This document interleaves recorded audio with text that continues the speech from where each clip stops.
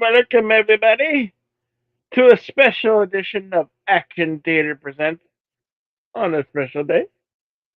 Today's feature will be 1995's Die Hard with a Vengeance. McClane is back in New York. Back in New York. And he has the Samaritan, played by Dent. Uh, uh, oops. I almost messed that one up. Played by no one other than you know him in every other film. Samuel Jackson. Yeah, Samuel Jackson. Deleted scenes is going to tell you the synopsis.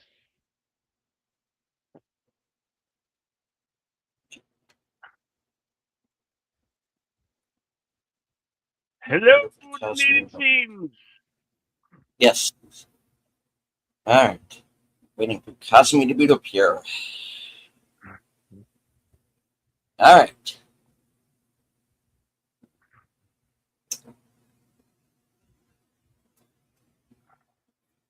Now I can see. All right.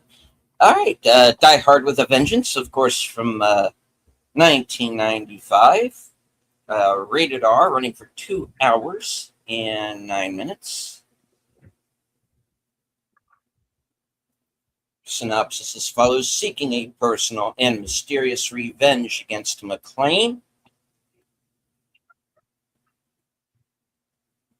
a malevolent genius named Simon, played by Jeremy Irons, is forcing the heroic cop to play a deadly game with the stakes New York City itself. The game begins when a phone call from Simon sends McClane to Harlem, where he forms an alliance with the very unwilling Zeus Carver, Samuel L. Jackson. McClane and Zeus soon find themselves careening across. Hit the more, please. Yeah. There's more. Come on. All right, there's more. Find themselves careening across the Big Apple, pursuing the deadly Simon, who's always one step ahead of them. So, yes, the big three here. You have Bruce Willis returning as John McClane, Samuel L. Jackson as Zeus Carver. All right, look, this movie's been around a while. We know who Simon is. Simon Peter Gruber, Hans Gruber's brother. He's played by Jeremy Irons. We also have Graham Greene, Colleen Camp, Larry Brigham, Anthony Peck. I believe a very young Aldous Hodge is in this movie as well, and a few other people that we'll be pointing out along the way. So yes, sadly, it's the late Graham Greene. Yes, we lost him like a year ago. Mm-hmm. You might have known him. He was in Dances with Wolves and the Green Mile. Anyway. Mm-hmm. All right. As we would love to show you these here on YouTube, we are restricted by the rules and regulations of YouTube, so we cannot show it here to you on YouTube. You'll have to come find on after the fact if you're not here live with us at this broadcast. Go find it on at Fandango Home, probably Tubi, and maybe some other streaming platforms, but that's where you can find it. We have to aid by the guidelines and rules and regulations of YouTube, so we cannot show it here. And we're going to throw up that commentary once we hit the play button. If you follow us over to the screen room, should be highlighted right there at the top of the screen. And we'll go head over there and we'll hit the play button. Follow us over there now. All right, here we'll get a 5 second countdown. Five, four, three, two, and go.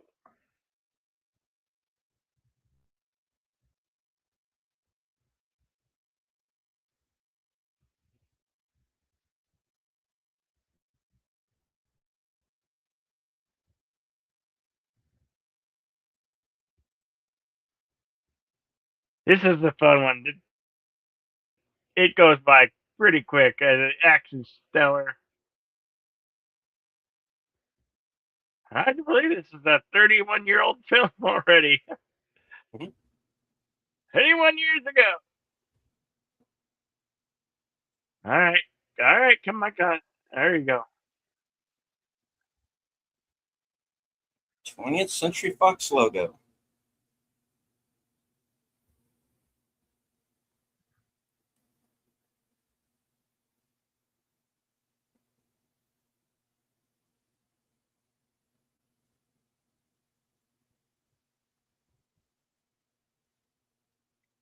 Hello, Andrea Black. Always good to see you, dear.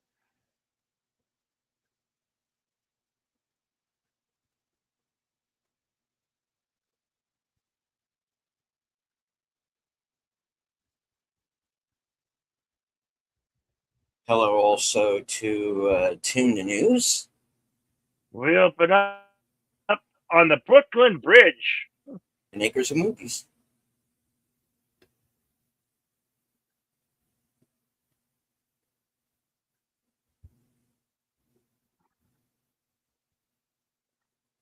Various shots of New York.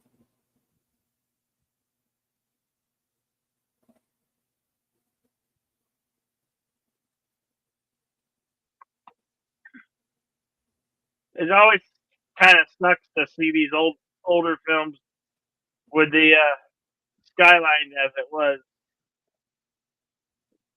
prior to 9/11.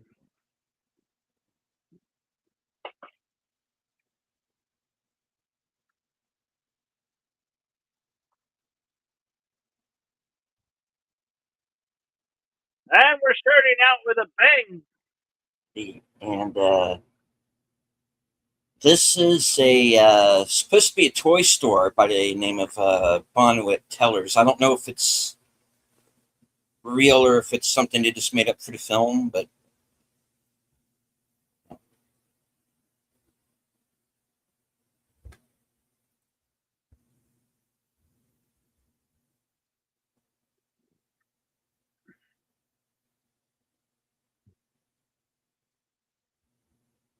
we're meeting the cops that we're That going was to some man be with woman. throughout the film.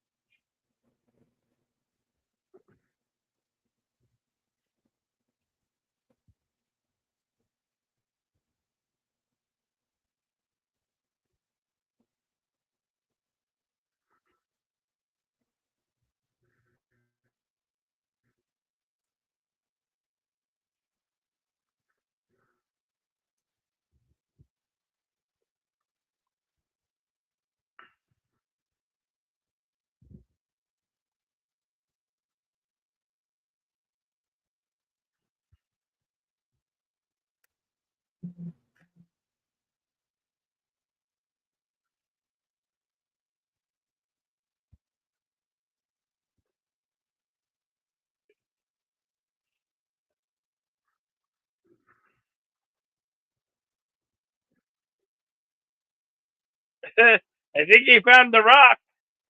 Uh,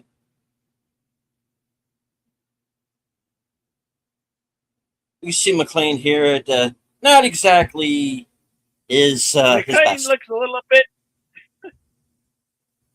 Yeah, I think he's a little hungover.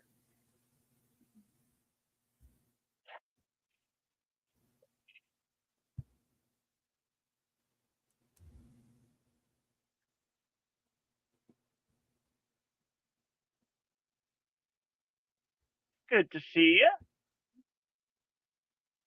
Hello, Lady Miss. The emoji queen. Always great to see you. Hello, Tune the News and Arches of Movies.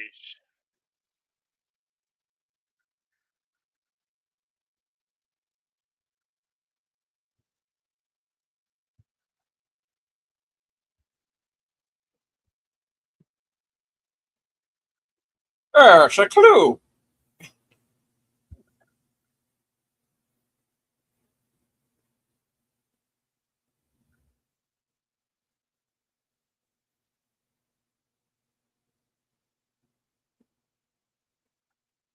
Is it lagging for anyone else?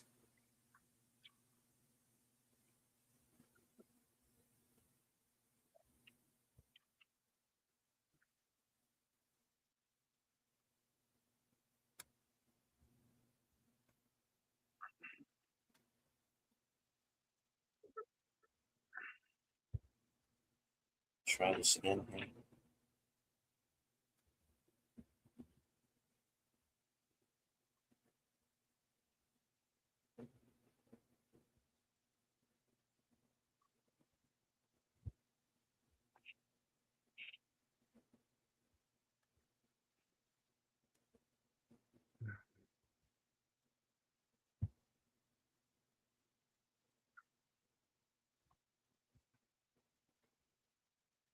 Again, I'm sorry for the lag. There's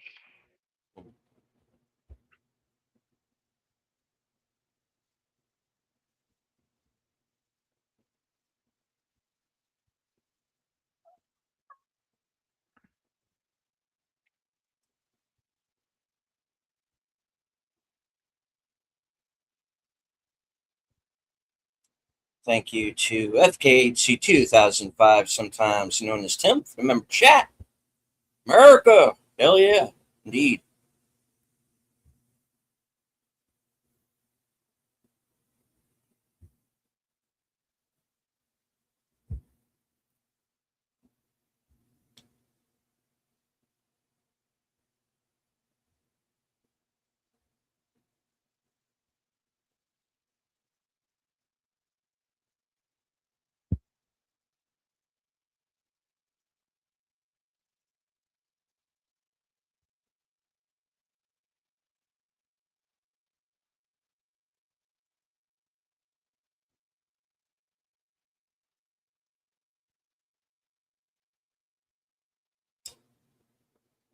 I don't know about favorite scene, but I do like all of the Pulp Fiction references they managed to squeeze into this movie.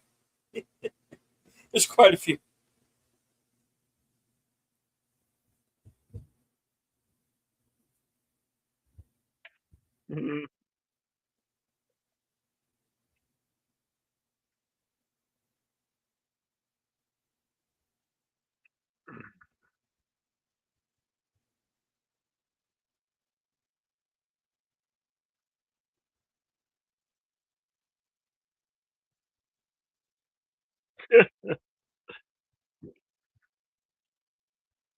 uh-huh.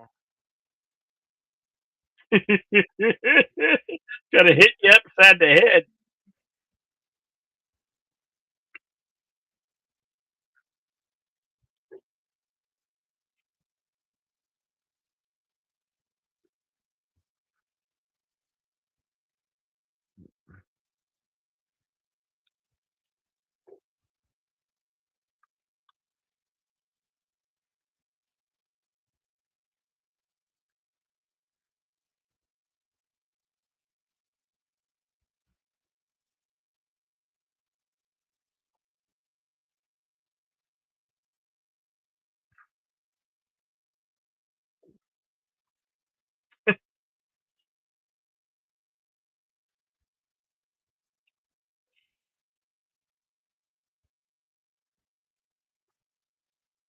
I see one, not like this.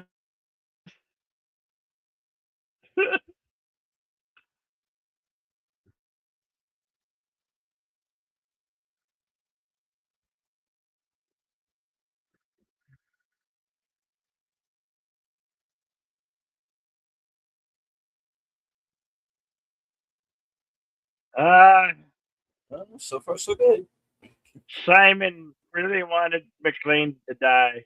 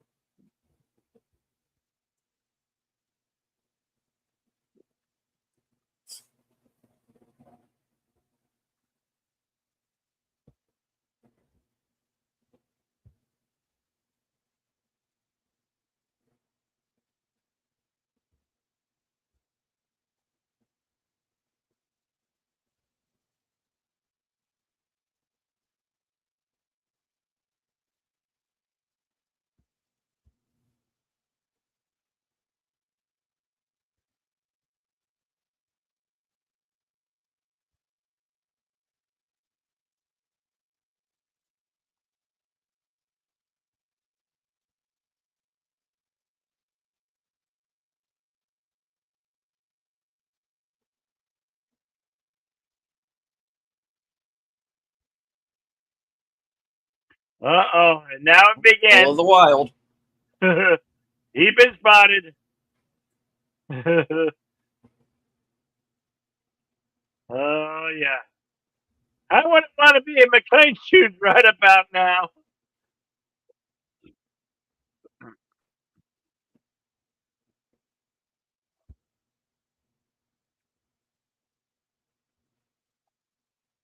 Bellevue. Lachlan, does he look like a friend of mine?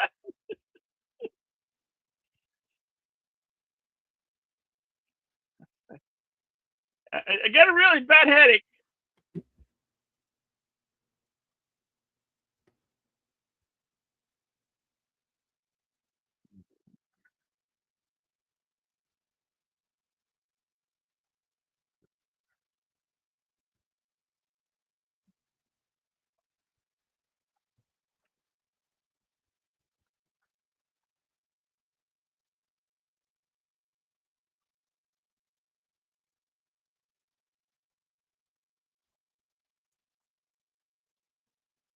First one in the movie. He taped a gun pistol to the back. He did that in the first film.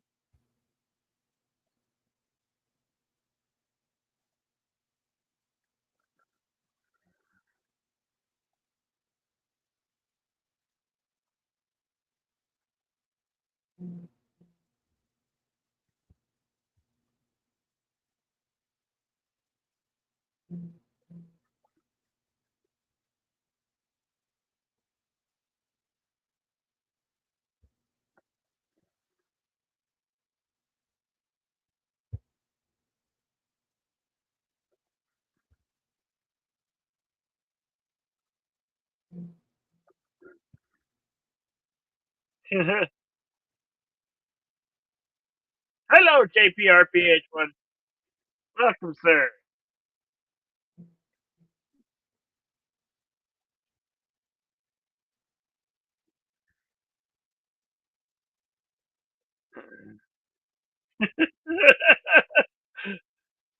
Don't I like that one? Don't f with me or I'll put a light bulb up your ass.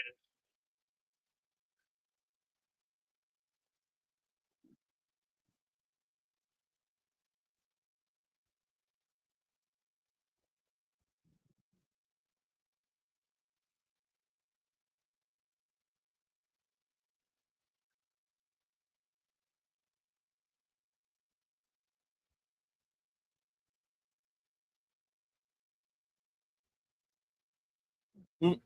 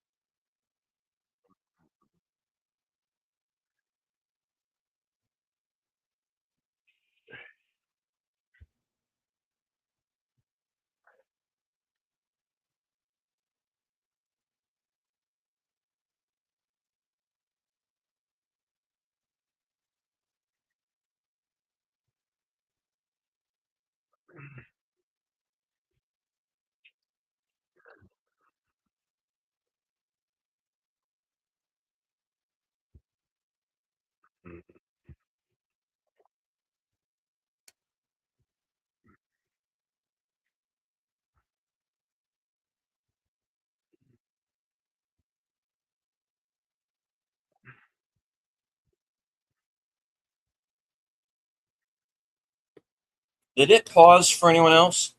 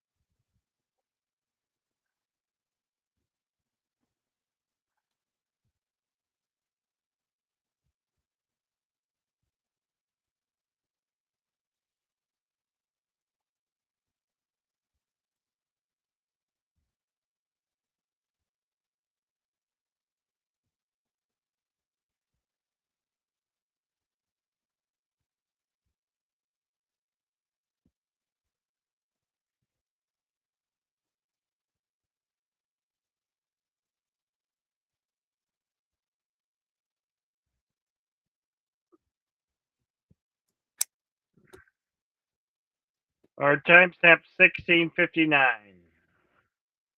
Is it playing okay for everybody? I'm getting a spinning circle right now. Okay.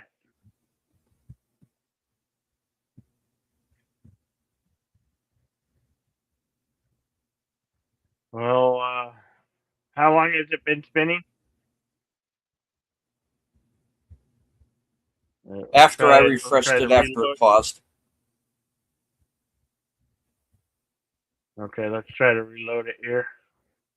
Okay.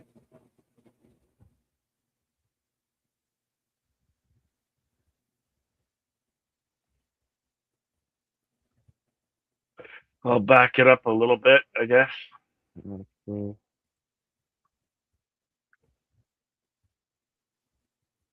back it up to 16:36.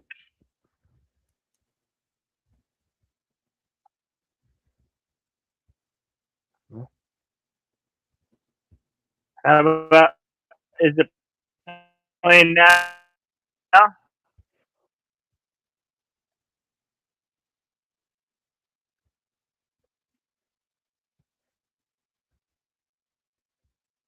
about now? Is it going? It's back up, but it's lagging.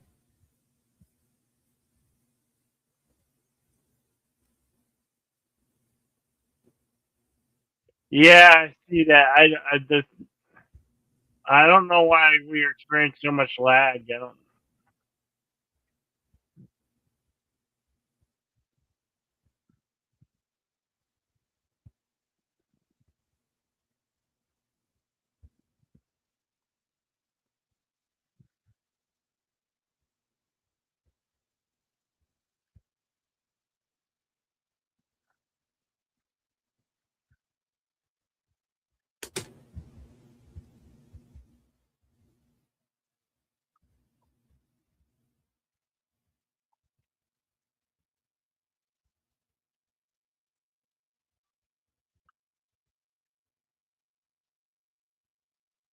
Yeah.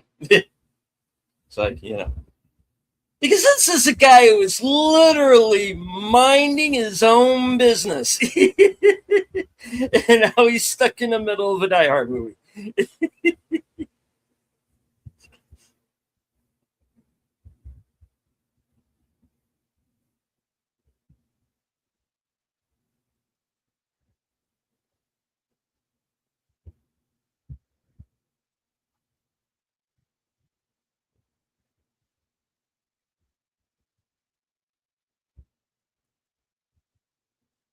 Don't call me boy. Oh, I'm sorry. Alfred and Nick Fury are having an argument right now.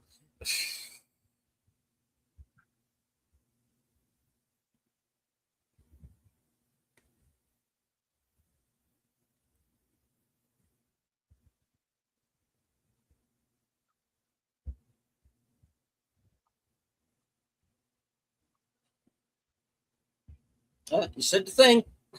Roll credits.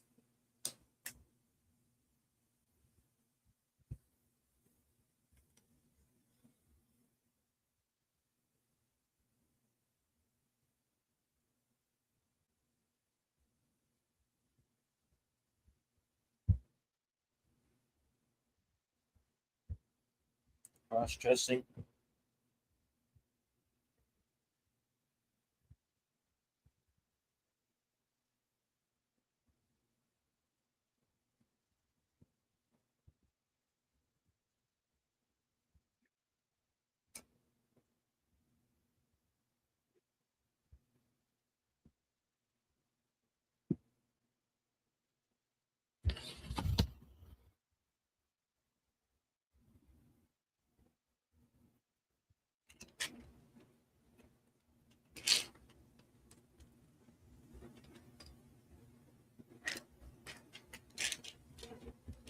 What's that? What's that?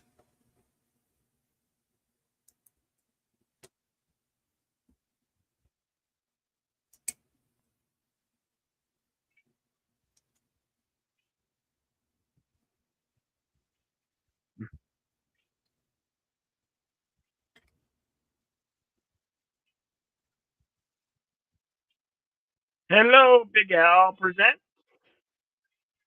Yeah. Hello, my friends. Hope you're enjoying the film. I'll be joining Al tomorrow night on Films with Friends at 10 p.m. Eastern. The Adventures of Baron Munchausen is this week's movie.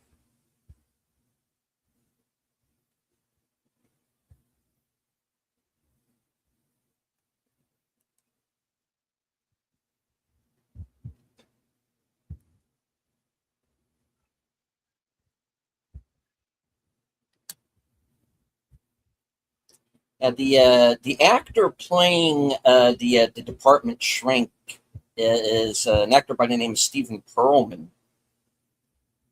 who unfortunately has also passed away since this film.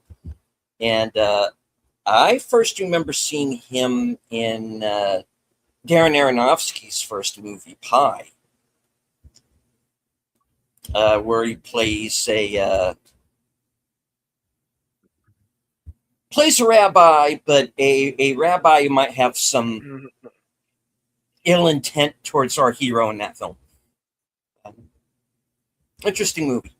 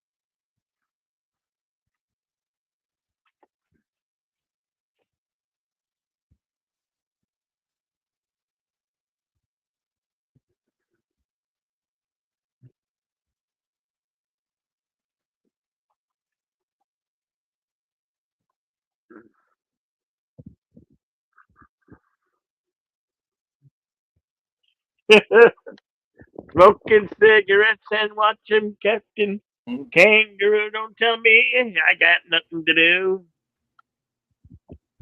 Counting flowers on the wall with the flood of 15 men. Pulp Fiction reference number one.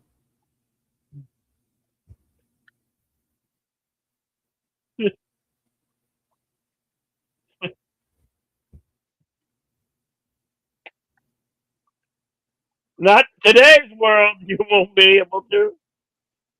Yeah. Check that phone. Make sure it doesn't have Pacific Bell on it. Yeah, yeah.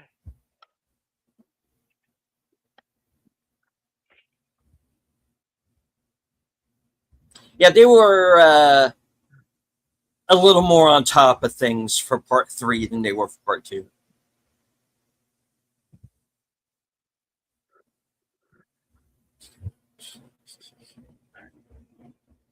Simon is always talking in riddles. Mm-hmm.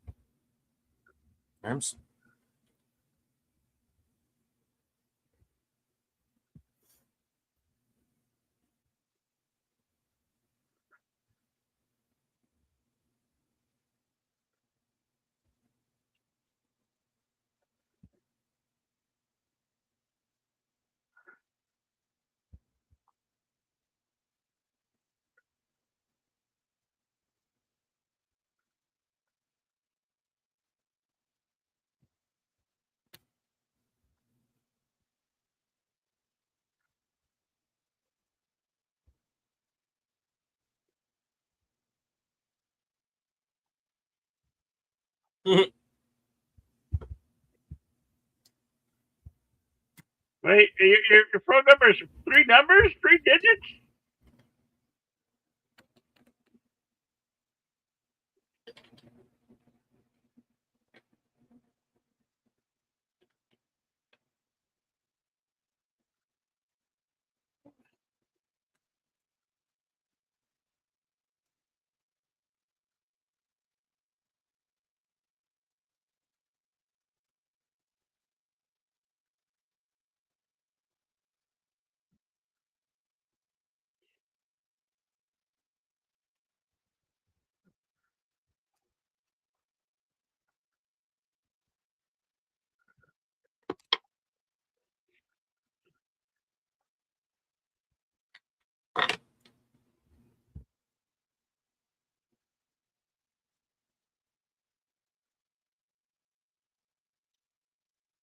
Between the two of them.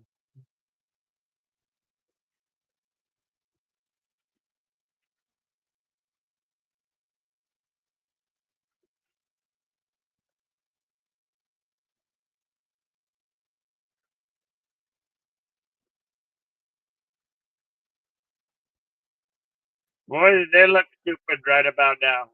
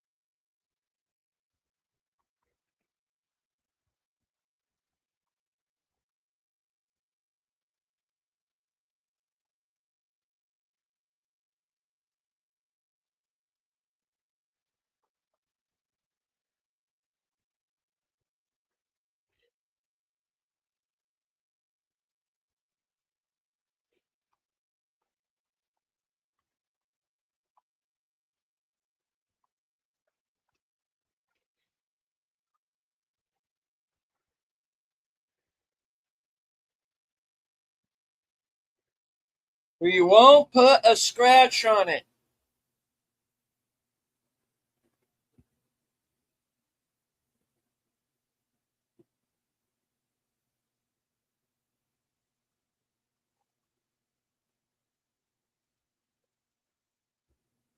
Hey, Queen! Not even God knows what they're doing. Oh, I guess he must really have a bad headache.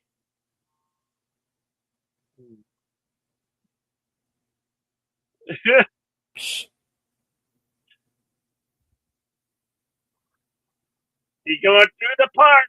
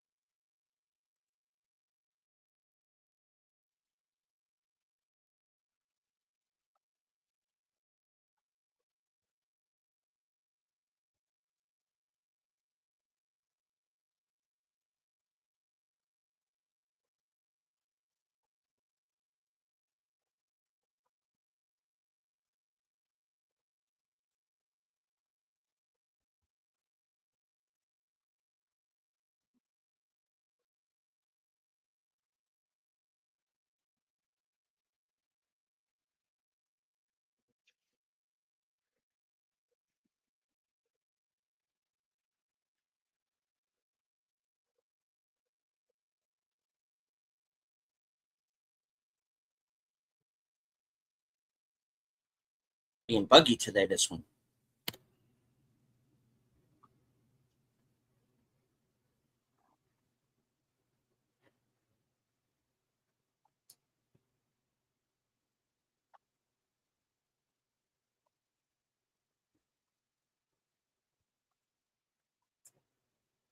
Alrighty. I don't know if anybody can hear me right now or not, but if you do, Yeah, I can hear you.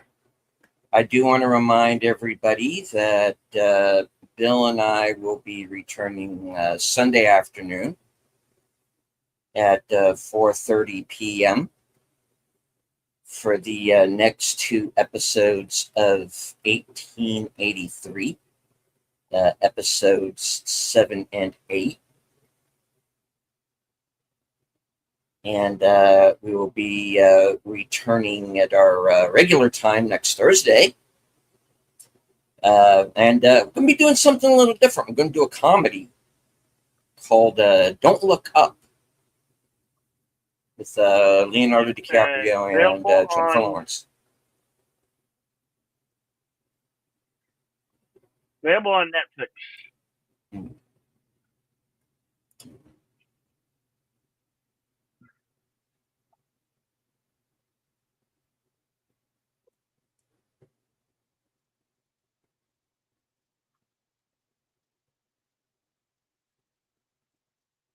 I'm getting nothing on Cosmic except a spinning circle right now, so I don't know if that's just me right now, folks, or if it's anybody else. I reloaded it. Okay.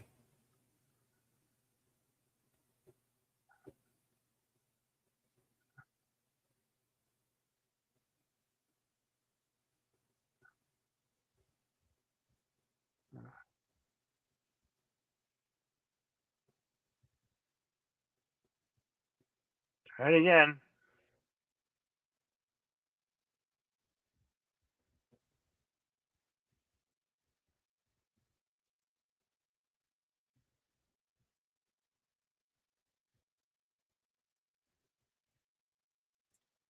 Live television, folks. This happens from time to time.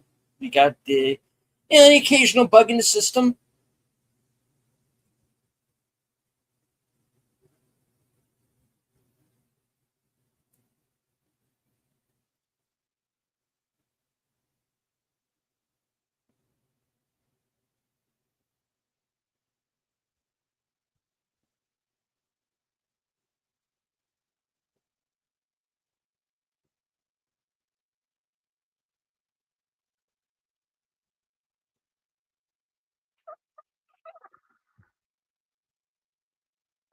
The other phone's been disabled.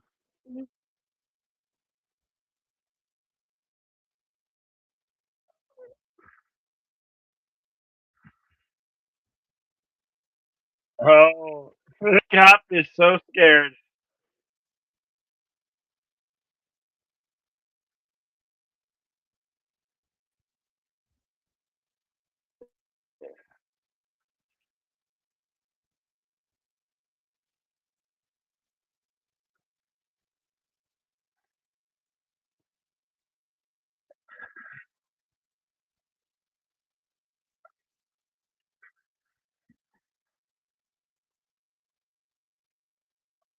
Uh-oh. Liquid is mixing. That's a bad thing.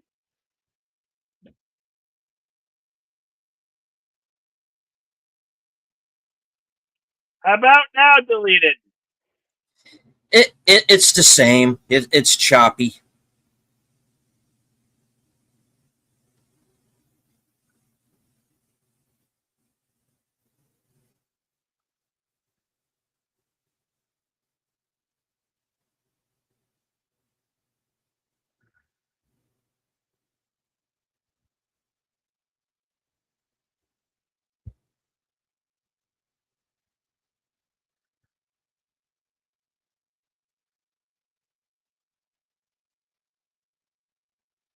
Now, among the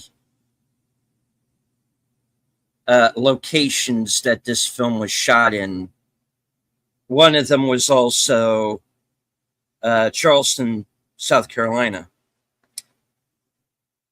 So my neck of the woods, basically. And one of the scenes that was filmed down here was this sequence in the train station where they did this stunt where they blew up the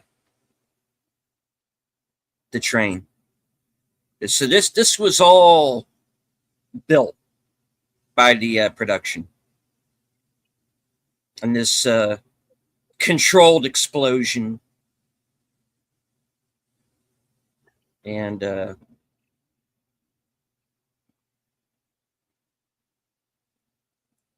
goes off pretty well, I think. Then they cut back to the New York exteriors right here.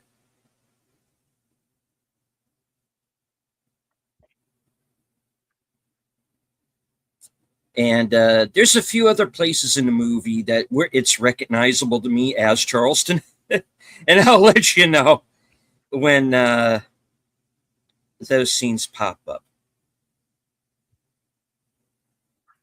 But this was definitely one of them where they basically how they did the train car was they that was all remote controlled, and everything that you just saw was meant to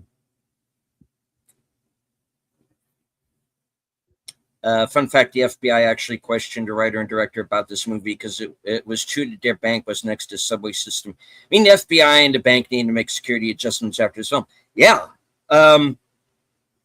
They did their research. The research on this film was almost a little too good. And it kind of predicts some stuff that happened later on too.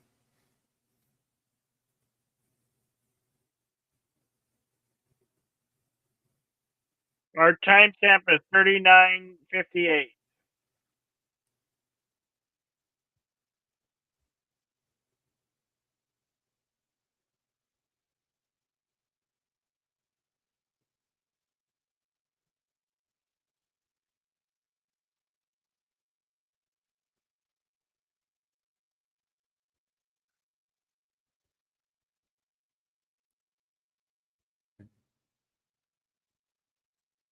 Guy plays Agent Cross. He's been in a number of films, and he's also in Rumble in the Bronx as well with Jackie Chan.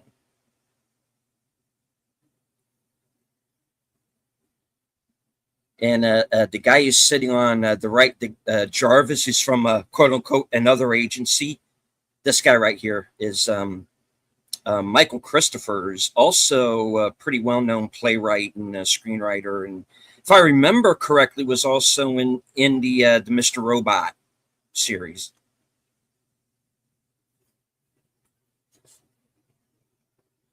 This movie is like filled with that guys. Yeah. If you recognize somebody from something, it's probably that guy. like the guy who's over Bruce's shoulder there on his left or right. He was in Hunt for Red October as well.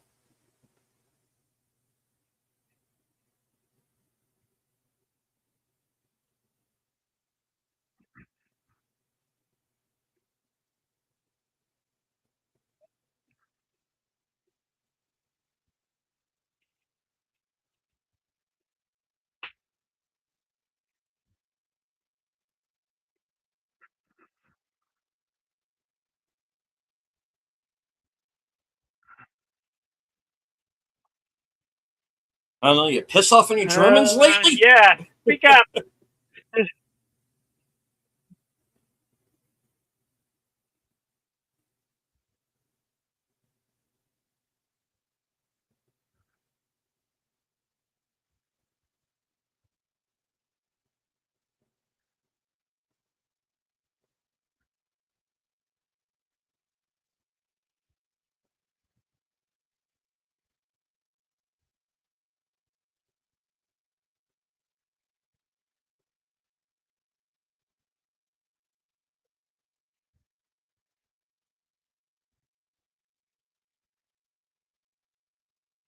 But the Israelis missed blowing up something. They're usually pretty good at that. In Yeah. fact, everybody in Yeah. this movie is usually pretty good at that. That's the thing.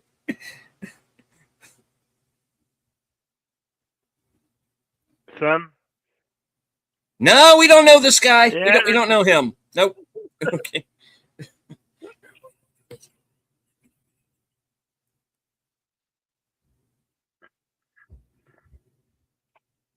Gruber.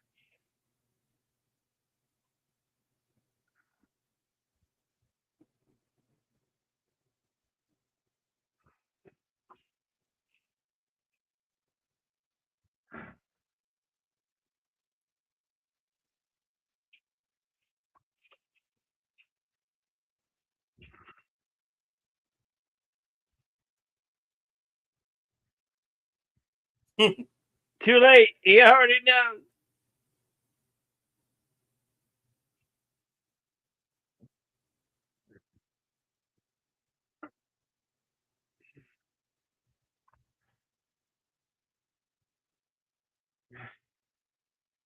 Wait, how do you know I was here?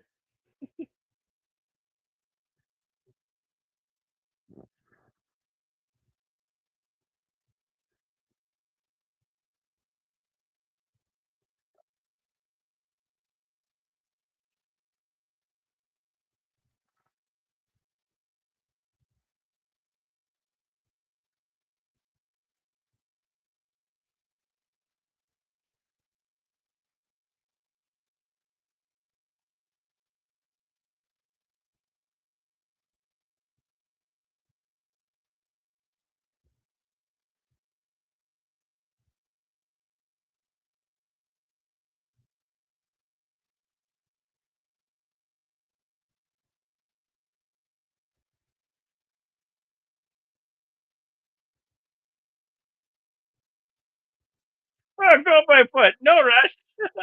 Sure.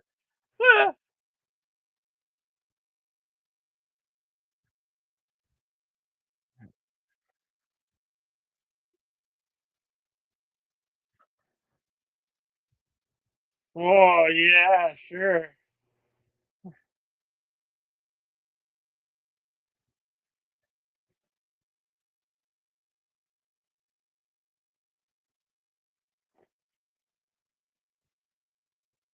The whims of a madman.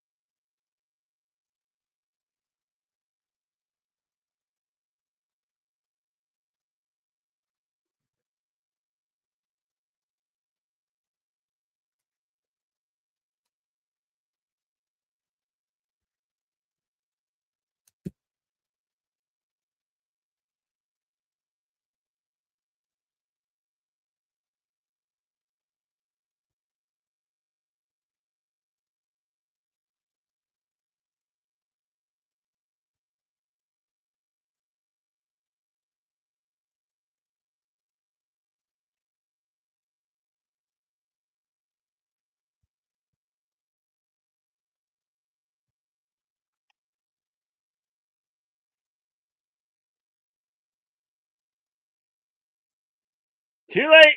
Look, they're running around like that.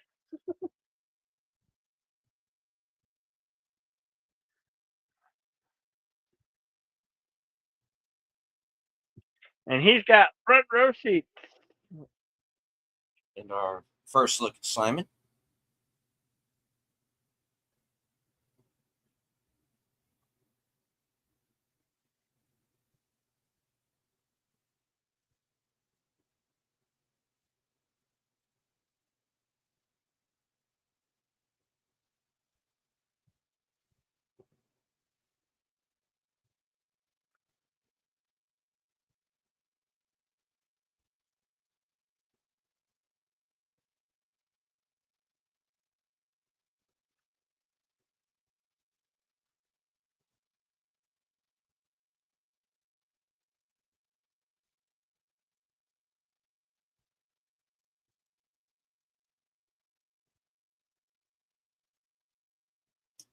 Enigma's saying this is the first time he saw Jeremy Irons in a film. He went back a long way before this. I think I first heard of him with a movie called The French Lieutenant's Woman with Meryl Streep that came out like late 70s, early 80s. That's the first time I remember. I'm sure he was in stuff before that, but is he was one of those, kind of pretty much like a stage actor first and then transitioned into film later on.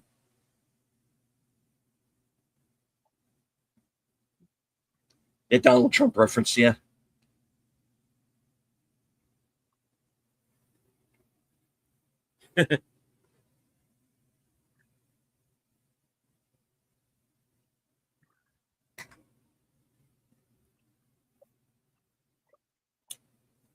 Remember those dump trucks? The tow truck, dump truck. Mm-hmm.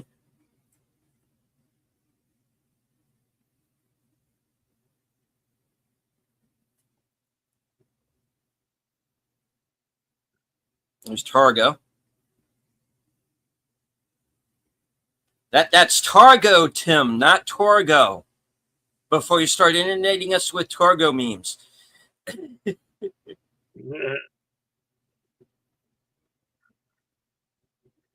I know you're Donald going Trump to. reference. Yeah, man. Yeah. Somebody had fun.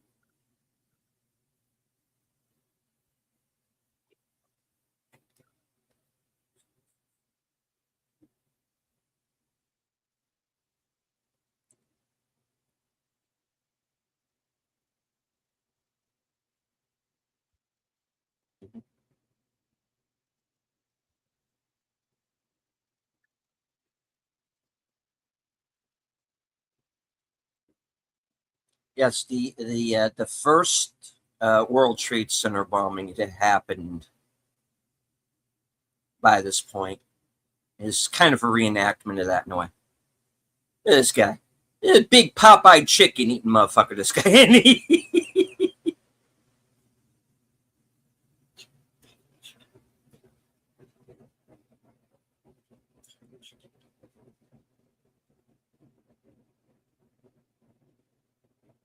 Mr. Van der Vlugel.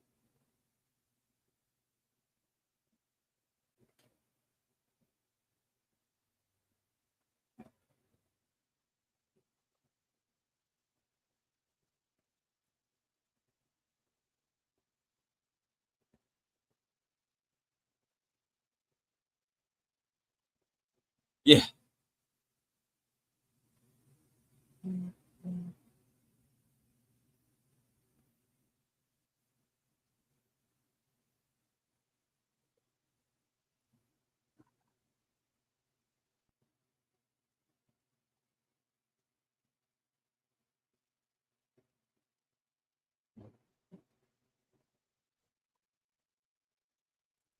R.I.P. Ricky.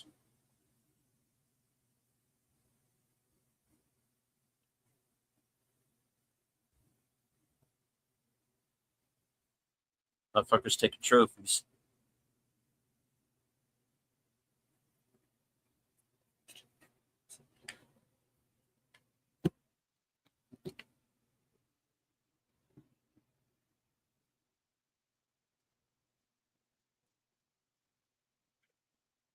Yeah, pretty much.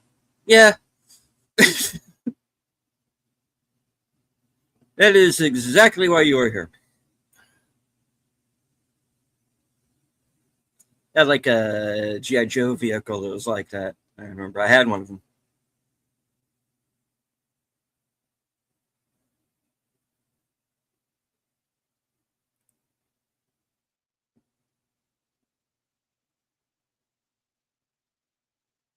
This guy notices they're all wearing combat boots and doesn't do a thing about it.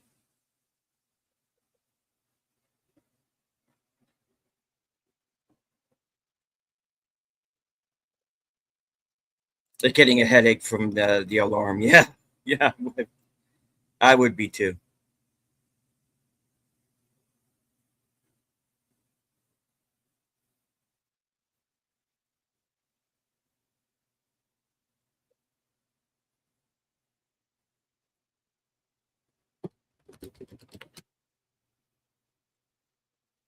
Yeah. Dead ringers, believe it or not.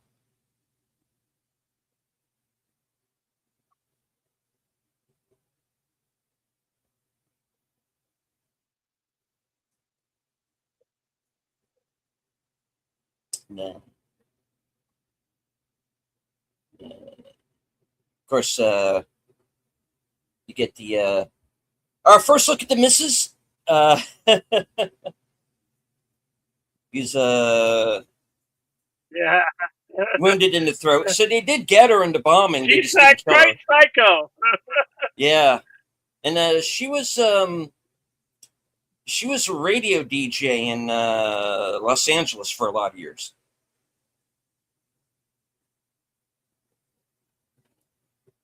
Yeah. She had that.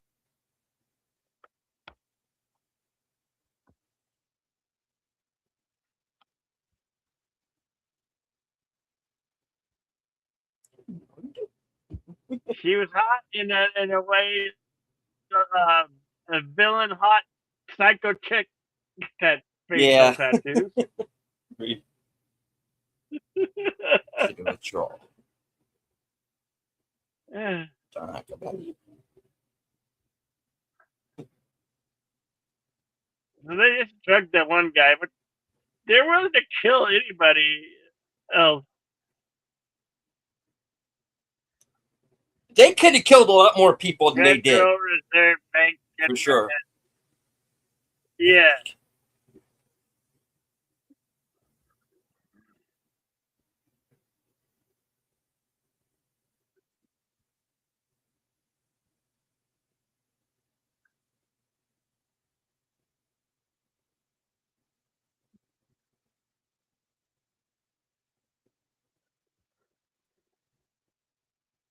The gourd. The gold bars are moving.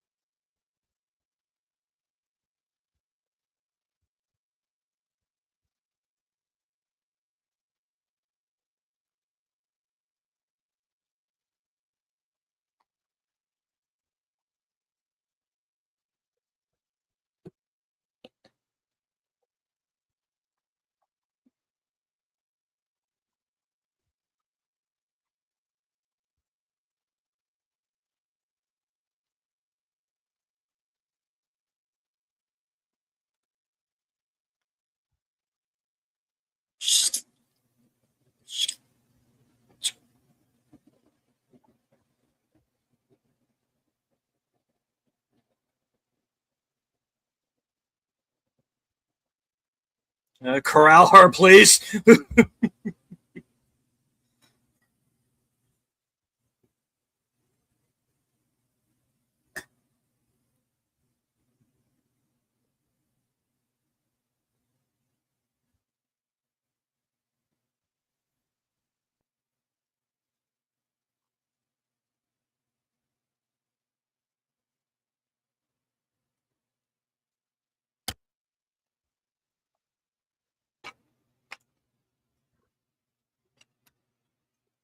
Room.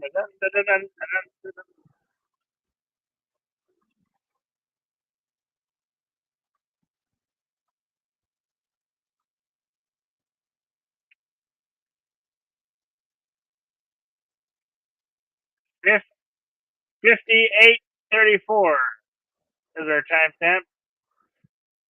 Fort Knox is for tourists. What the heck?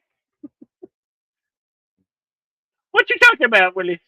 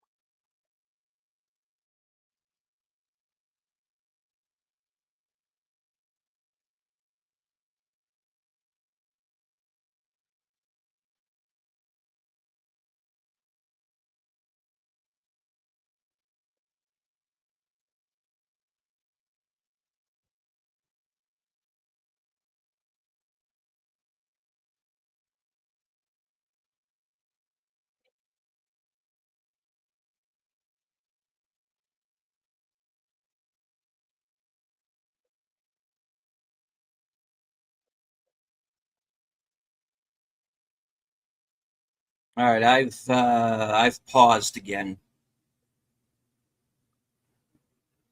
Again? Okay. Yeah.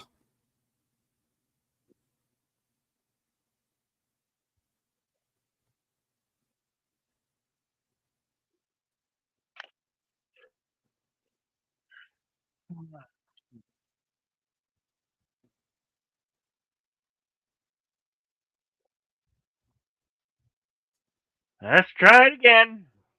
Yeah. Technical difficulty, folks. All right. Let's try this one more time. All right. All right.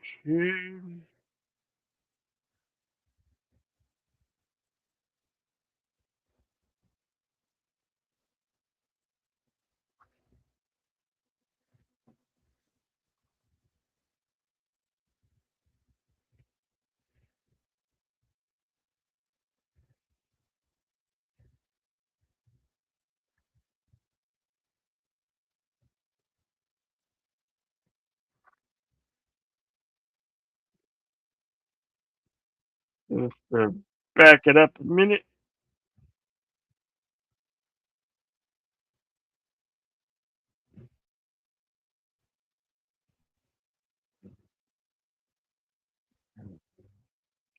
Should be back up.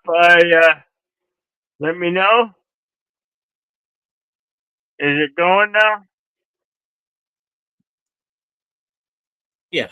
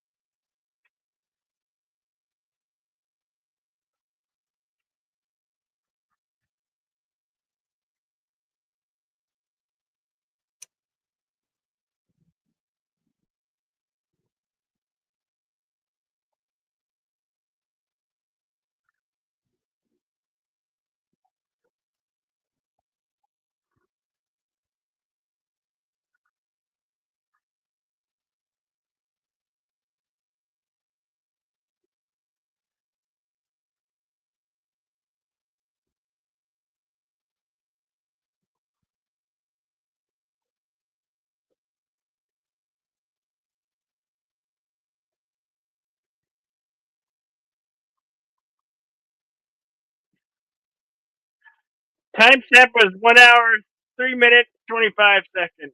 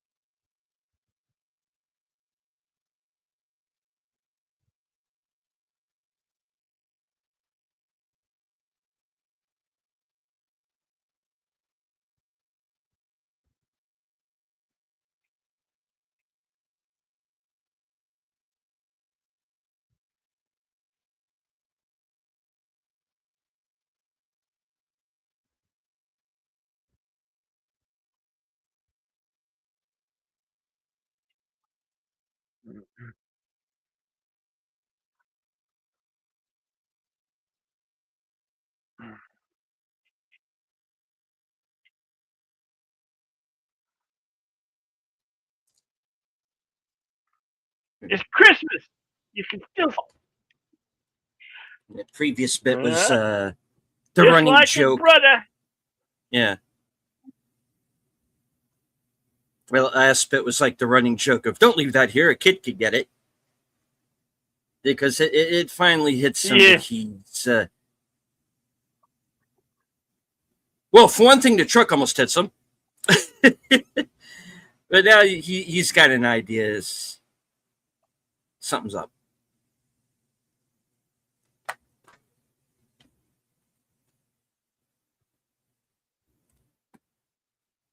Money.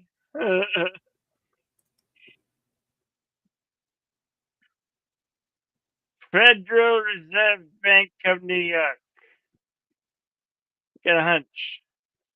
Give give it to those guys over there. Yeah, they want it.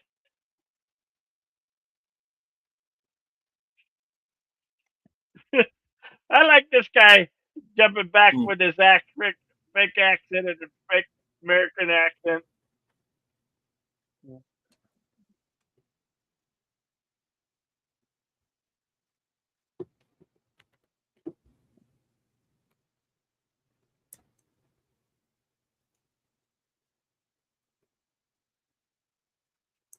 Damn, this woman is so thirsty.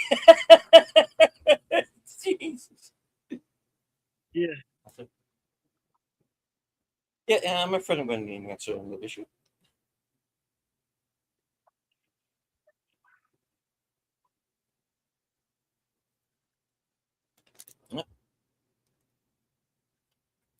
Let him go. Oh, Why? don't open that. I'm It's not a after him. bomb. Don't open that, idiot. You know.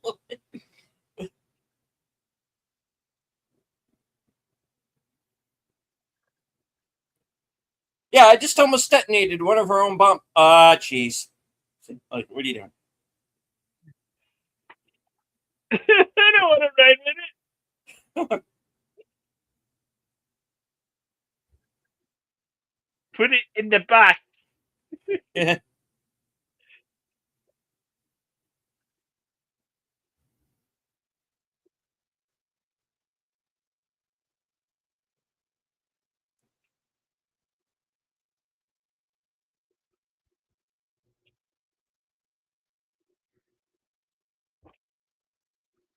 Meanwhile, not Jurgen Prock now.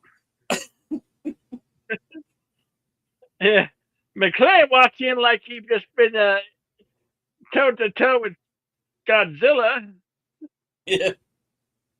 Yeah. Laundry day.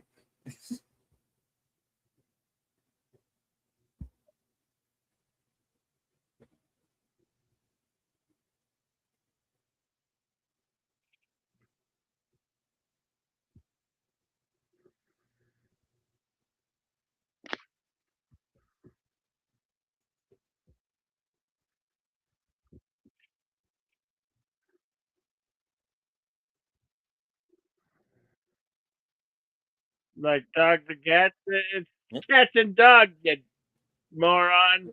Yep. Strike one.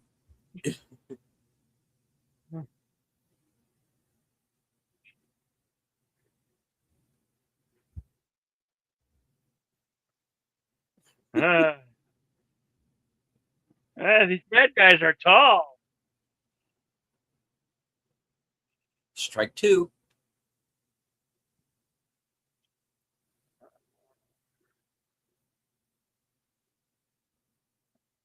Why do you have that grin on your face there, fella?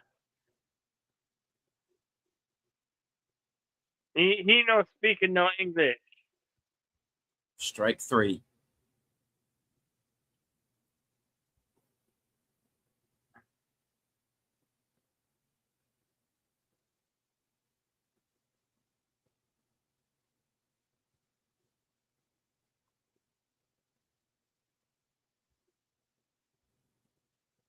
The ticket's right here.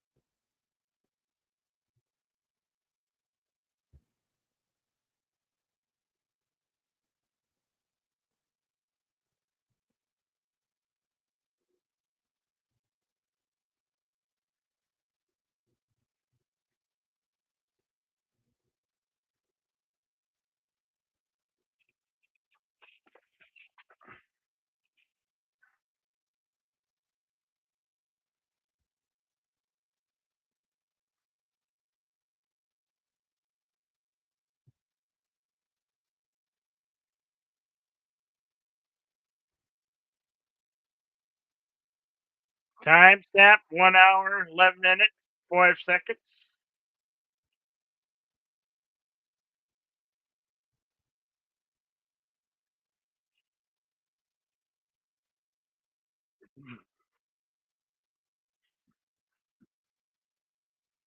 Dump truck. Yeah.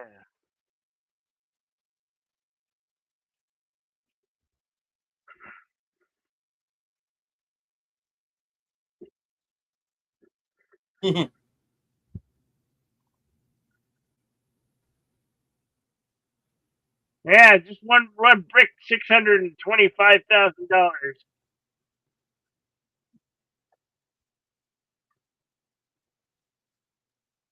Takes too fucking long.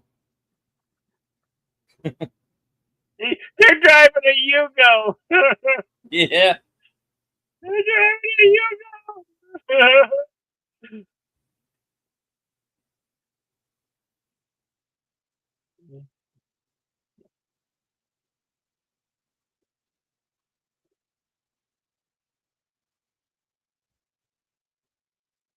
Remember Dragnet with Tom Hanks and Dan Aykroyd?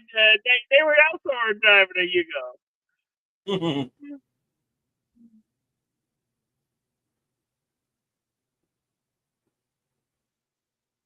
No, never gonna. Oh hell no! Yeah, that, Yes, that there joke is was there even then. Copperfield. Yeah,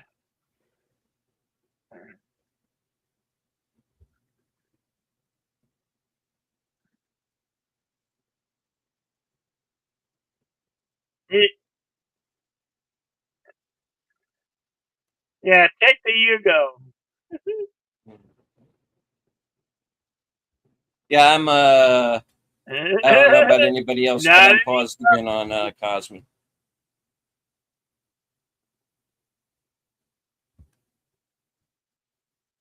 Let me refresh.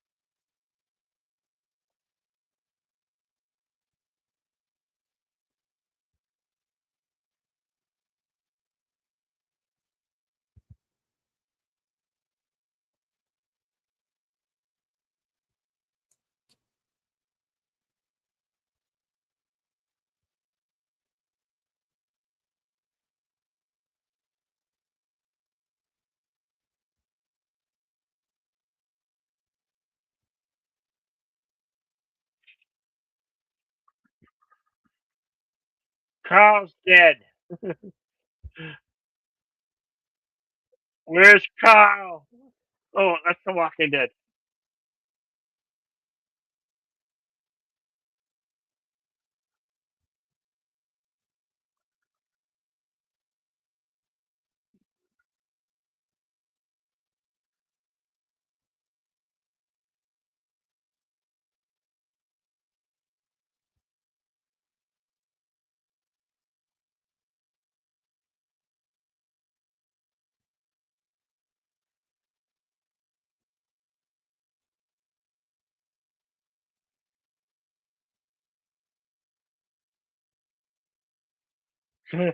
They said the one mother heard the word bomb and she went running.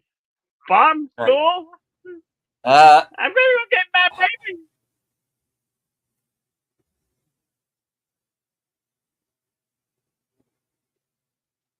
baby. okay. After they FYI, just Bill called Cosme 911. is not running.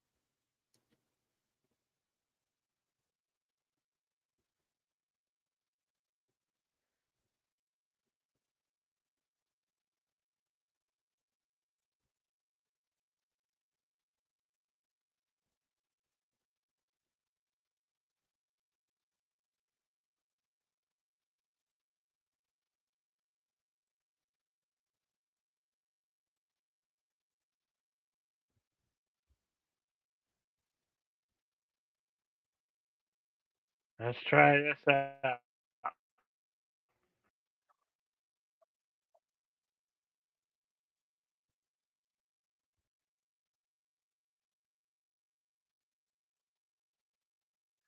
How about now? Yeah, it's back on.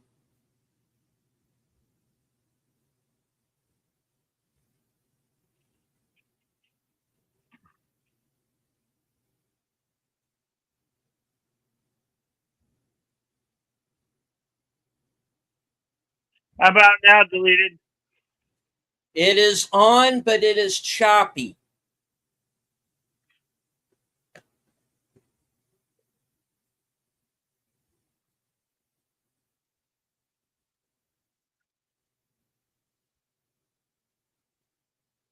It is what?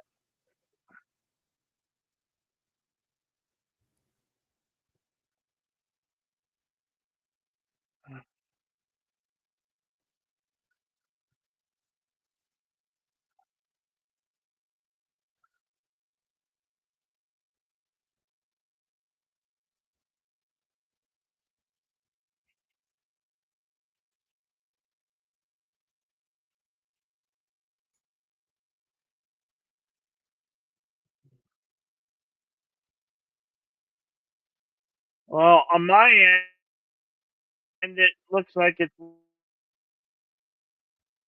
working fine, but I don't know. Maybe it's the theater.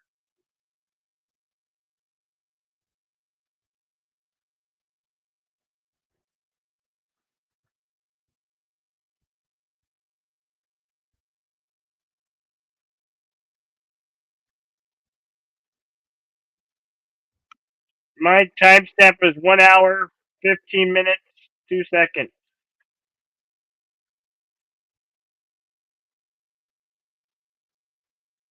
Are you there? Deleted. I am here. Yes.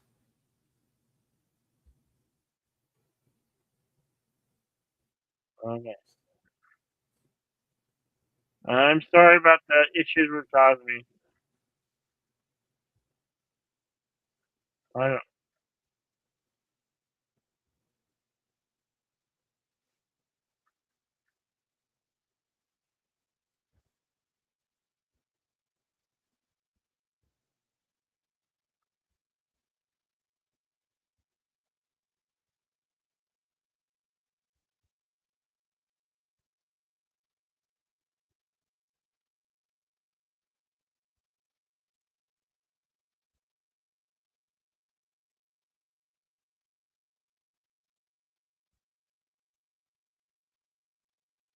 Rain!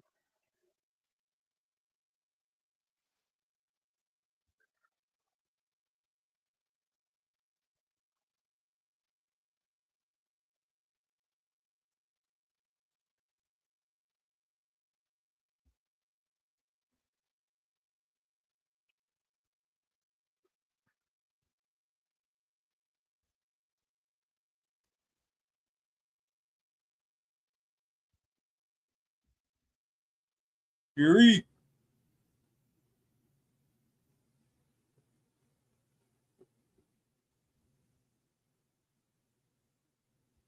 Don't check the racetrack for.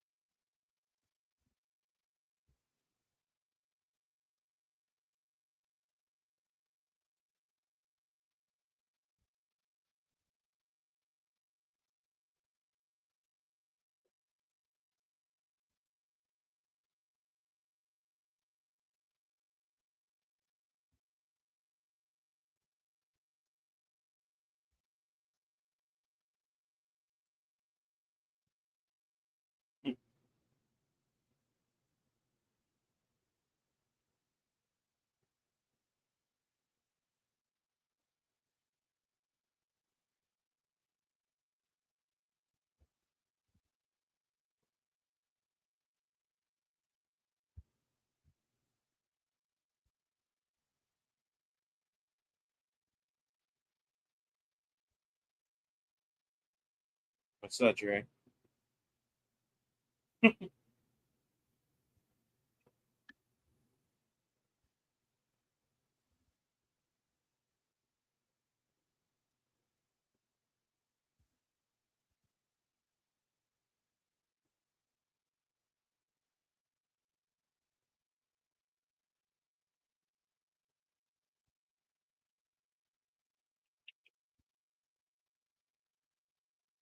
Brian, of security.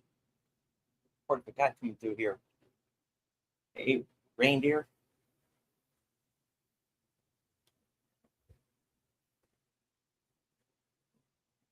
Was that deleted?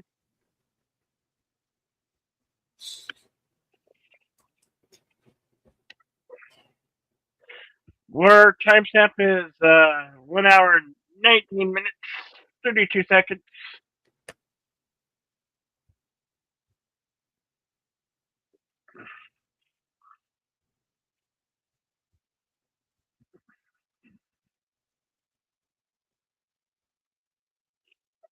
Hello, counting sheep.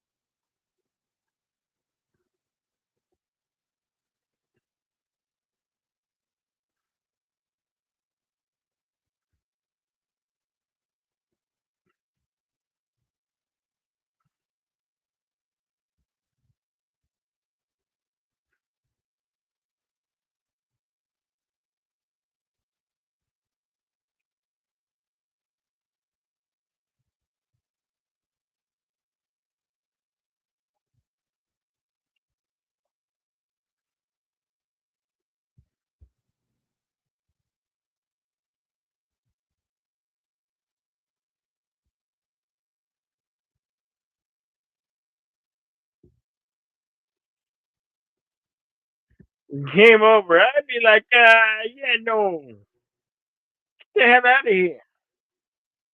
9. 9.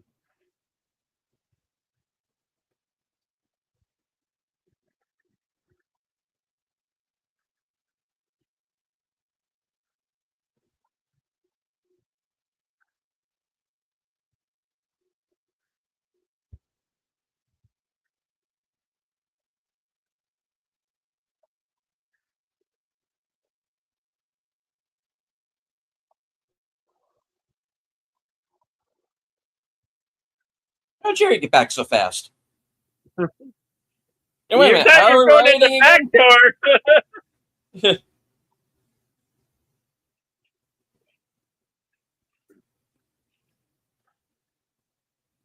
Chester A. Arthur Public School.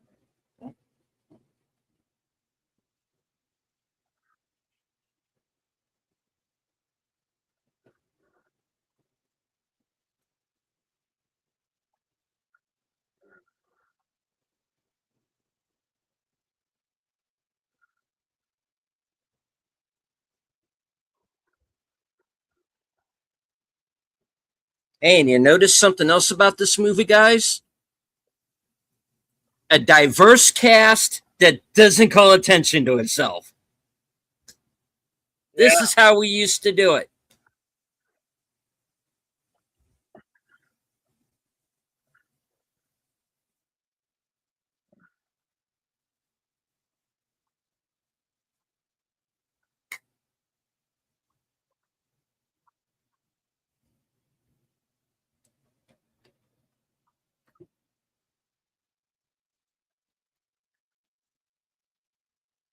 Attention, attention. Ghost is dead. That's Repeat, right. Ghost is dead.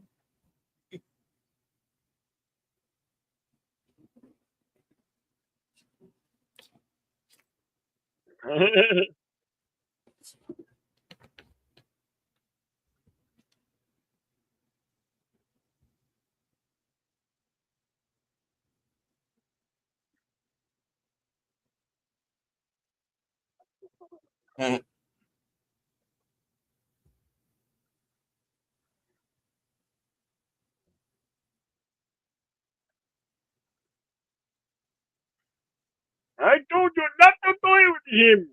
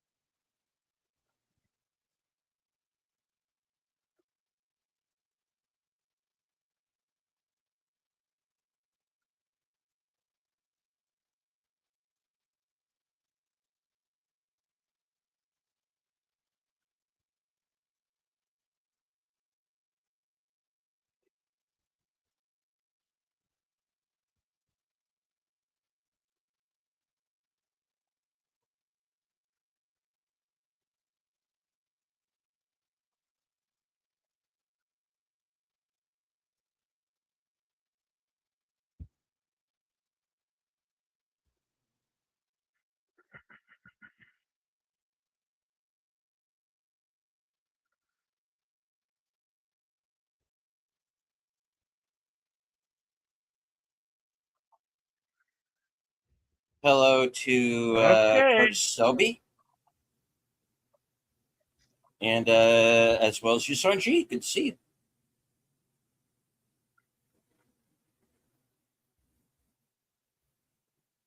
Hey, Curtis. We're about 1 hour, 25 minutes, 10 seconds in. Yeah.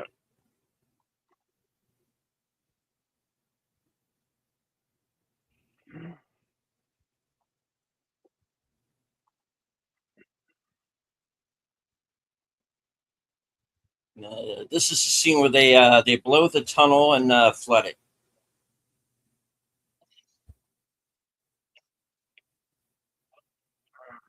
Which kind of makes you wonder what Yeah, happened it's to all those water. guys who were outside, but yeah. Water. Water. Water! Gotta remember Water! of the Indiana Jones scene at Temple of Doom.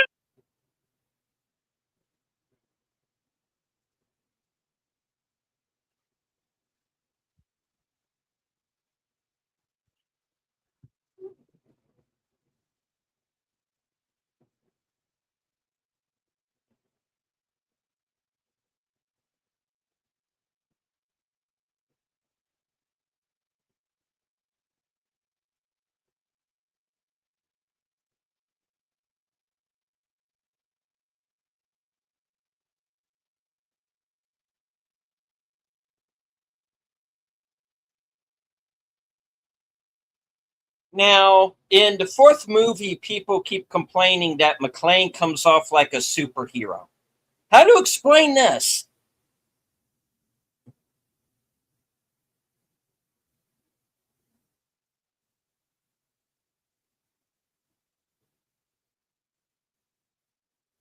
Ah! He got shot out of McLean getting shot out of a water hole. Meanwhile, back in Charleston again.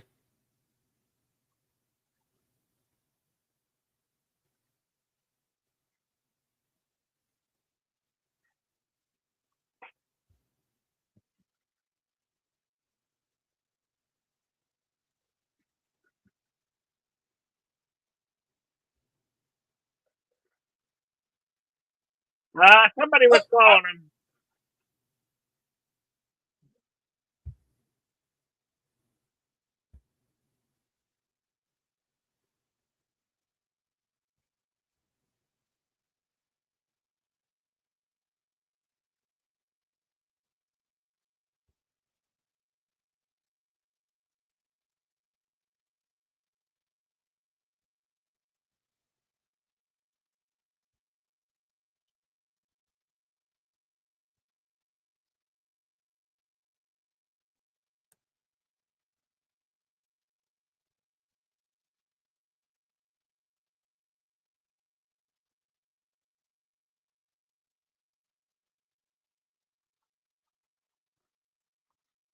Meanwhile,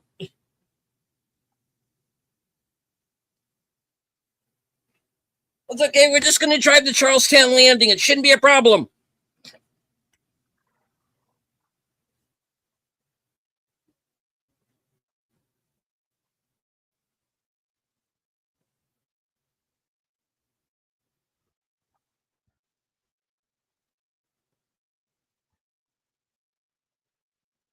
liquid.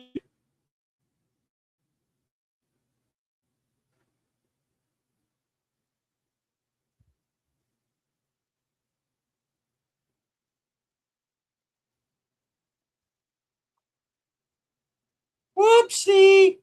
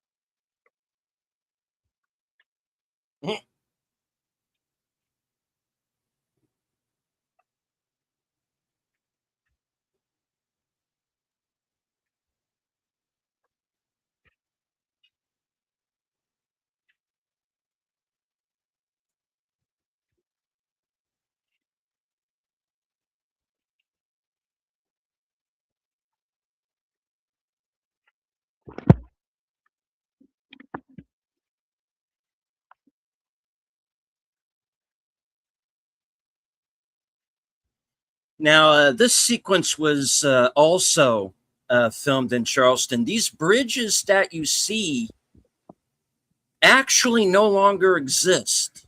They were taken down and replaced. But yeah, they were out there for a couple of weeks filming these scenes.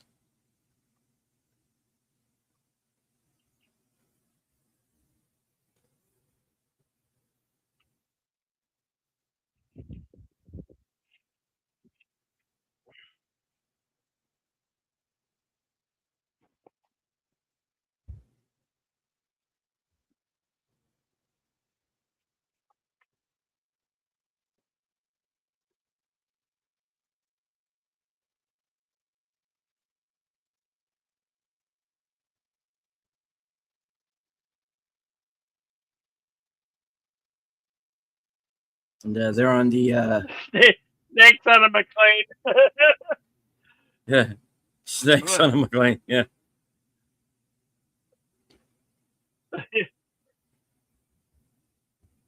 that's Kind of like Connie. the Cooper River Hey, there. Connie, you're in Yeah. this.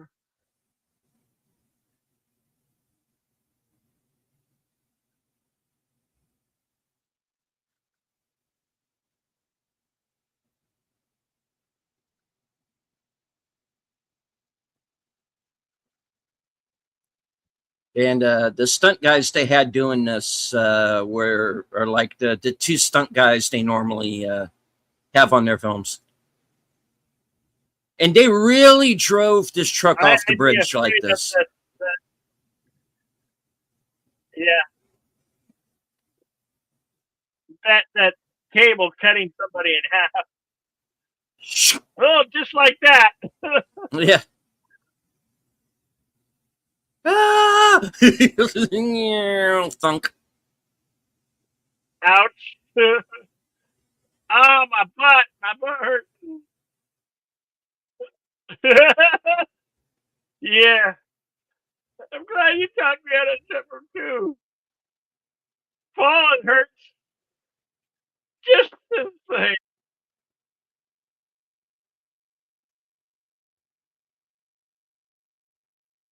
Did they really spit that guy? Yeah, they spit that guy. That guy got cut by that.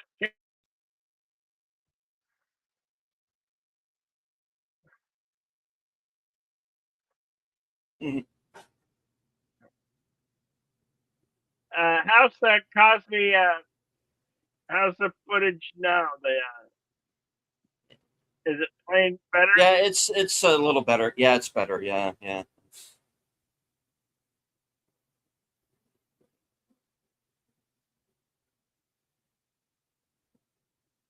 And I also put my own copy on to Oh, so I can they've been see a little hacked. bit better.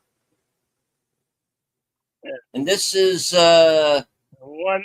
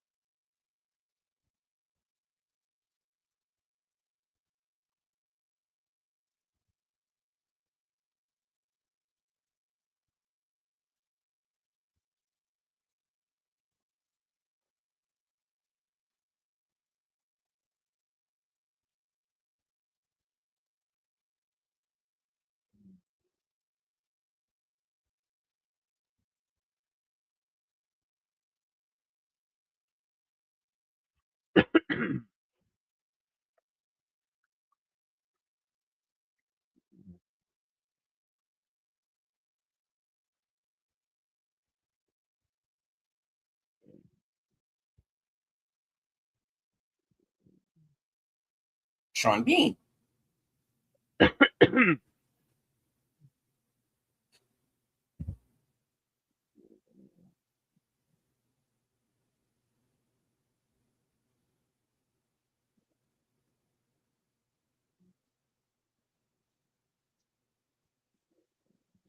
No, counting sheep. He killed Otto already.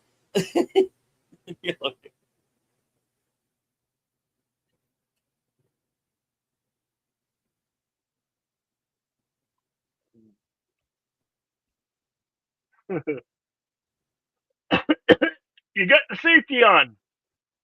your own gun.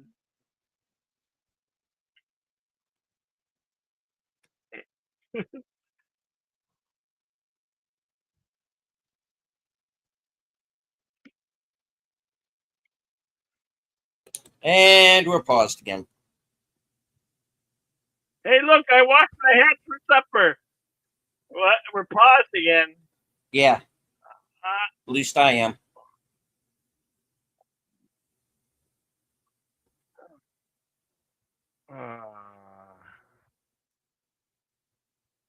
I don't know why we're having these issues.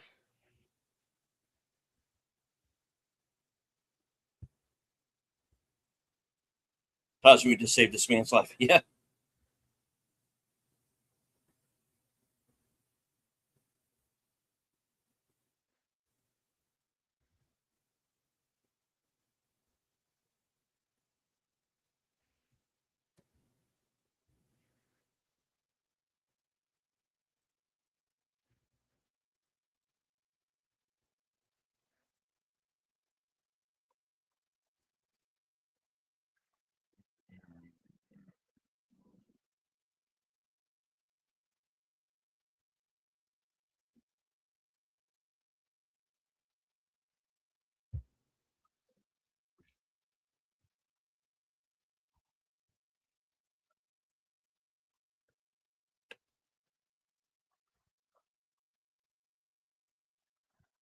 Ouch.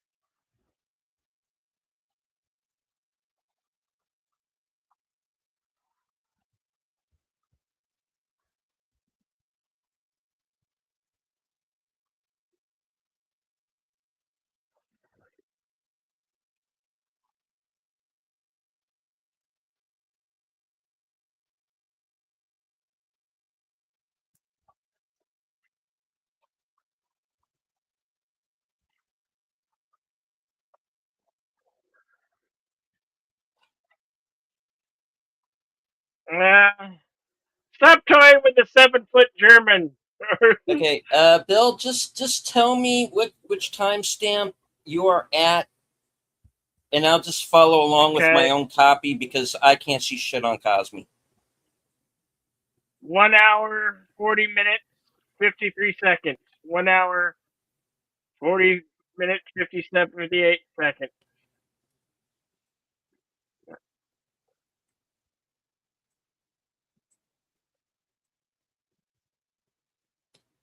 All right, just tell me when you get to the scene where Charlie decides to stay behind.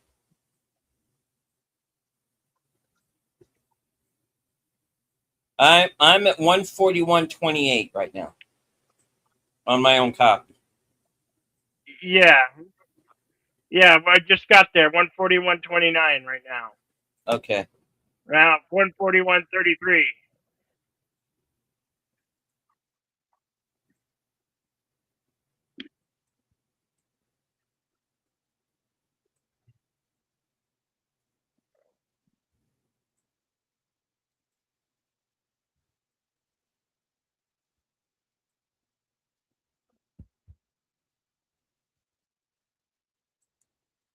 We apologize for the Cosme guys. I don't think there's anything we're going to be able to do about that. We're I, I up. I Yeah. don't understand it. It seems fine on my end. Okay. All right. So what they're doing at this point, guys, is they're intercutting between Charlie trying to disarm the bomb, Connie and Lambert trying to get the kids out, and Aldous Hodge from Leverage is one of the kids. Very young here, but it's him. And then you got, of course, McLean and Zeus on the boat. Zeus has been captured. And McLean has knocked out Targo, and he's gotten up to the bridge where he's trying to call out.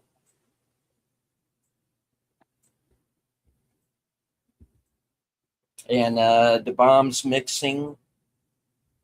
Cut back to the school, and they're on the roof.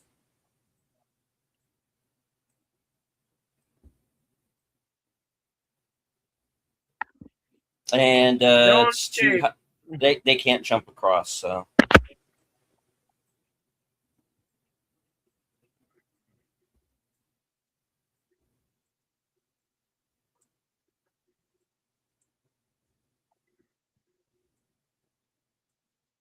and Charlie realizing the school bomb is a fake, and the real bomb is on the boat with McLean. It doesn't have the gold. It has the Yeah, decoy. it's got the scrap iron in it. It doesn't have there's no gold on the boat.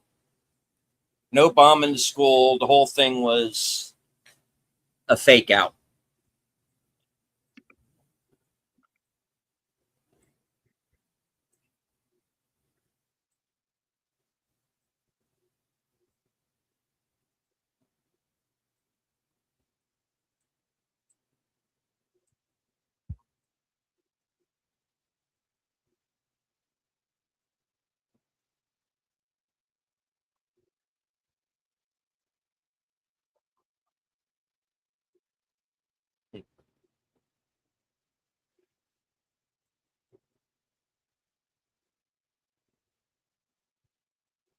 You know, your brother was an asshole.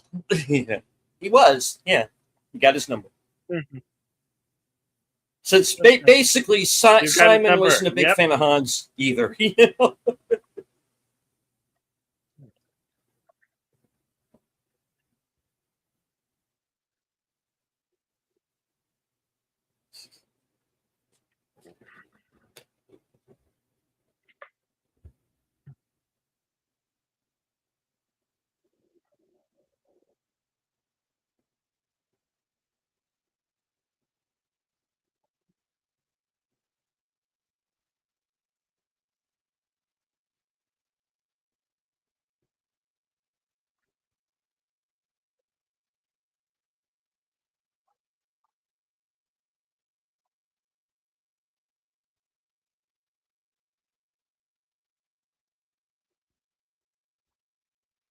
I didn't like my brother, but I'm going to follow his plan to the letter. uh,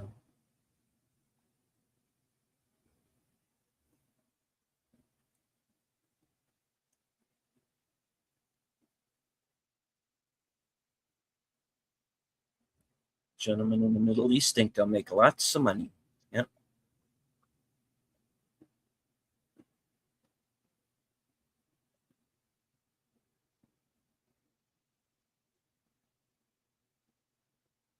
Difference between not liking one's brother and not caring when someone throws them off of a building. Yeah.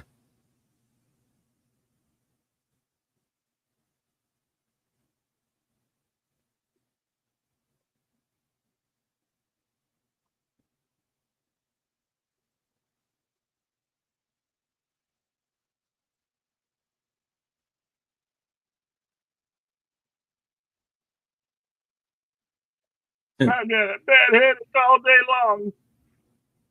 Yeah, you and me both, pal. Keep the bottle. Yeah.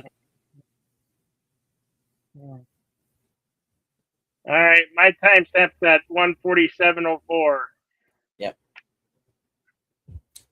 And I'm Targo has sorry. made it to the motor launch, and Where's the gold yeah, and scrap? he thinks the wife's on his side, but of course, no, she's not. They're they're greedy. Yeah. Yeah. Goodbye, Torgo. Well, Targo. I keep wanting to say Torgo You now. just Damn killed it. your almost 7-foot German. Yeah. His guy's like 6'6" or something, Yeah. almost 7 foot tall.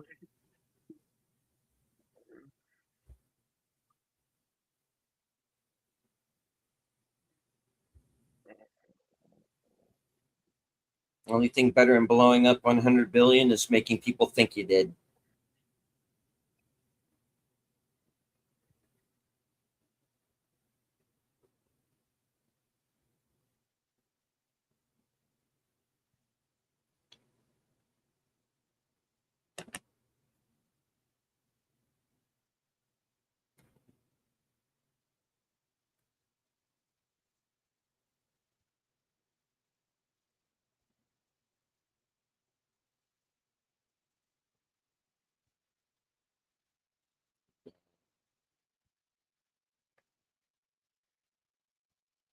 basically heading up towards our climax here. There's about 20 minutes left in the movie, including credits. This is the beginning of the escape into out of the boat, and you realize McClane's basically been walking around with this piece of metal on his shoulder for like the last 20 minutes. And they're going to use that to pick the lock on the handcuffs, because they're handcuffed to the bomb.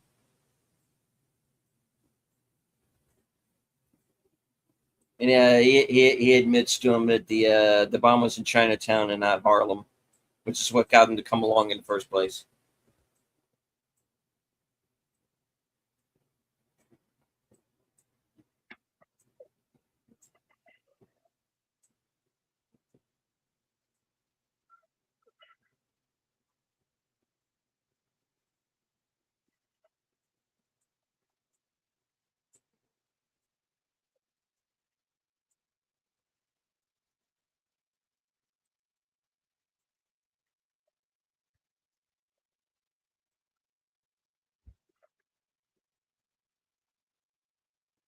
Two movies and she still took off.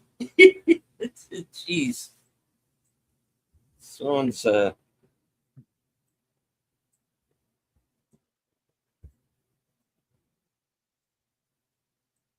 So McClane is free, but Zeus drops the steel pin, and now the bomb is mixing.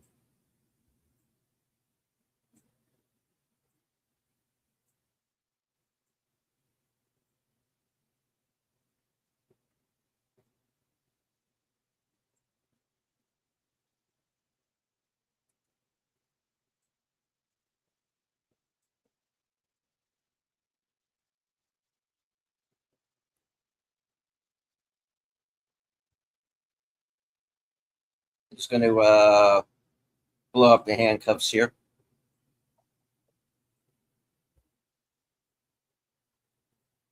Yeah, I'll bet that hurt.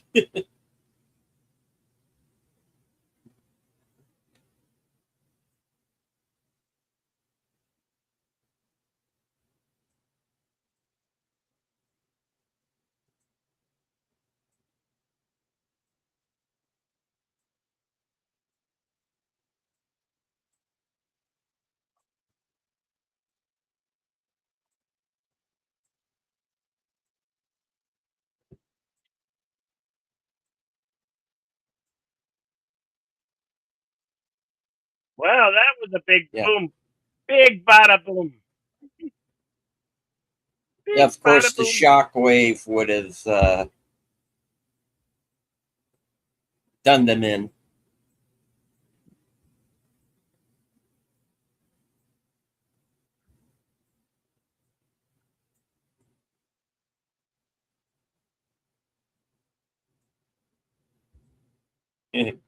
Well, it's the 4th of July. Yeah.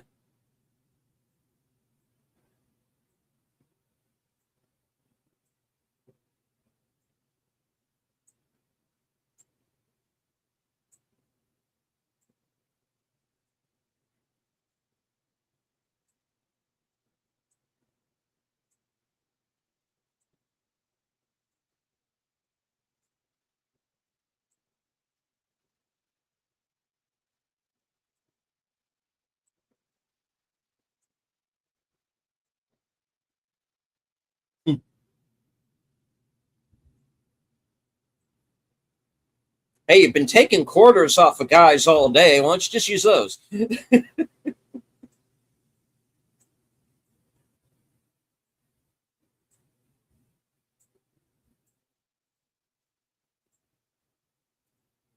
Our timestamp 1:53:21.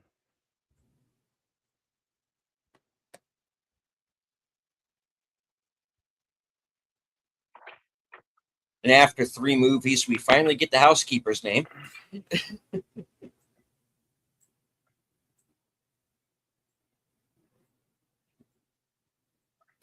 And of course, on the bottle there is the location of where he bought the aspirin bottle, which is on just Map on the of other side of the border there. the bed. Yeah.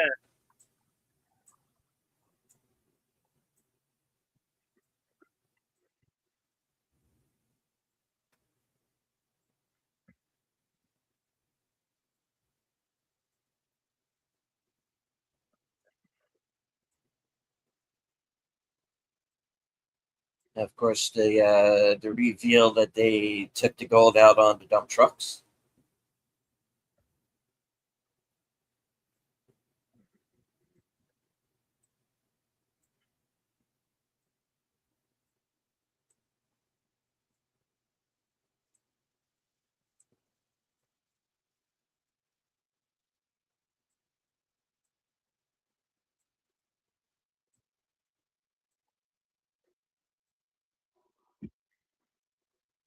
Fallen comrades.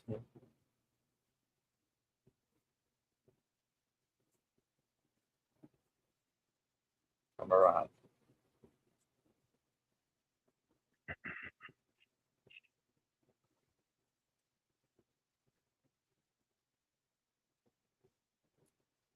But he had more guys with him, so it's not like, yeah,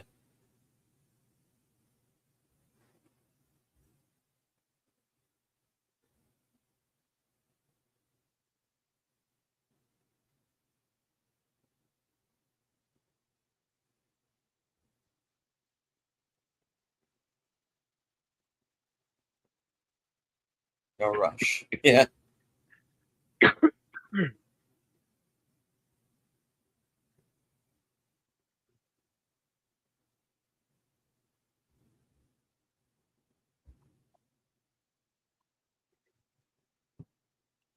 all Yeah. day for this.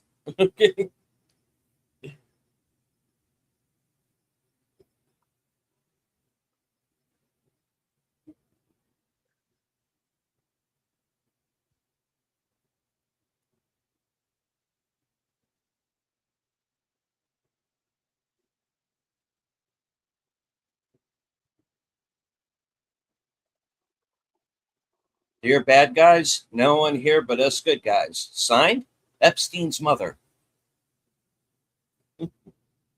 That's a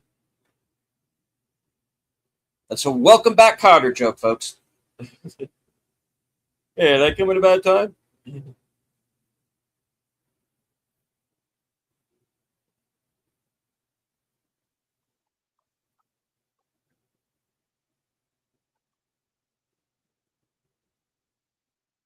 Oh, cock blockery aside.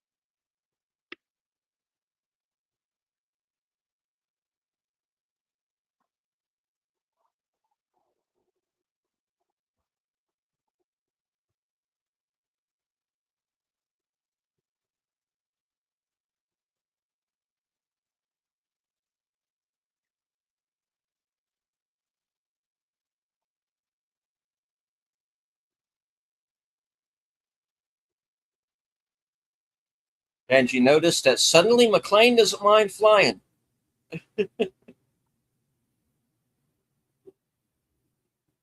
It's a 38, John. Yeah.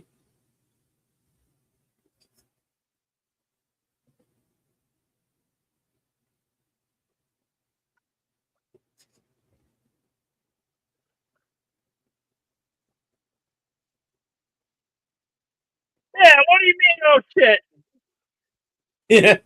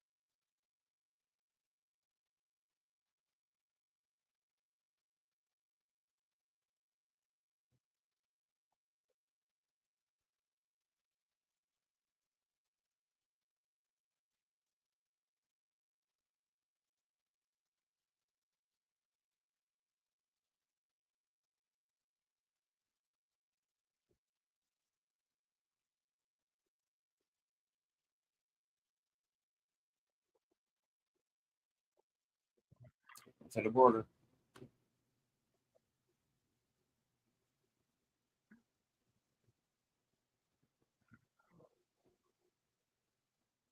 Say hello to your brother.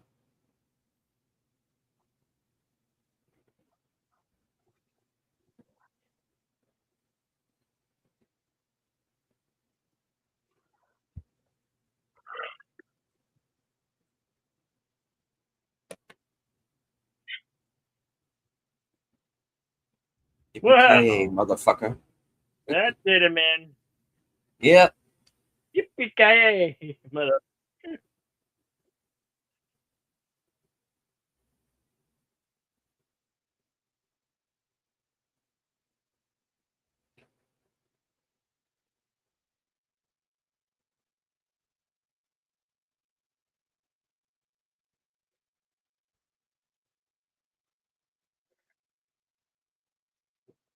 Yeah, well.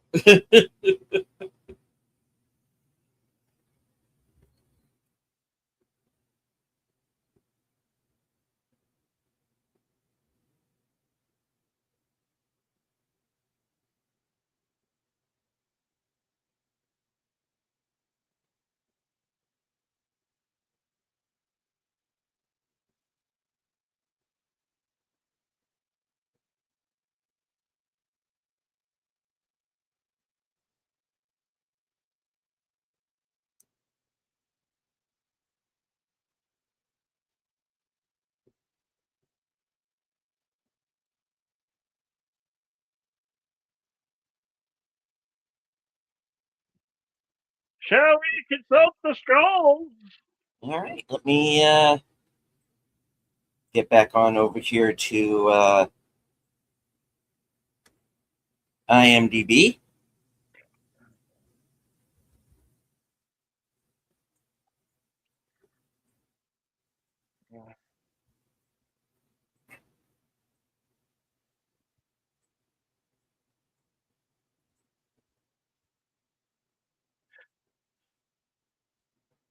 I'm sorry about the latency and the badness of Cosme. I don't know what's going on.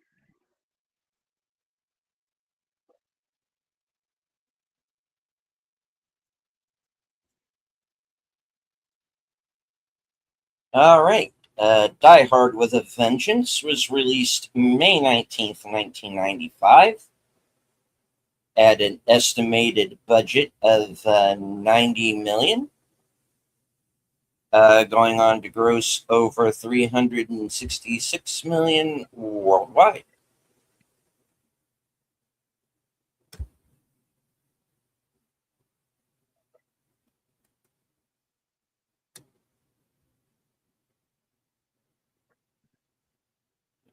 Let's see.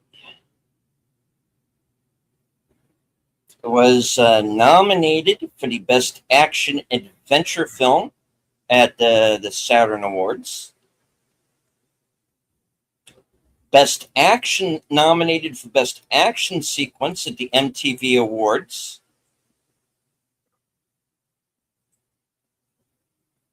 For the train derailment scene.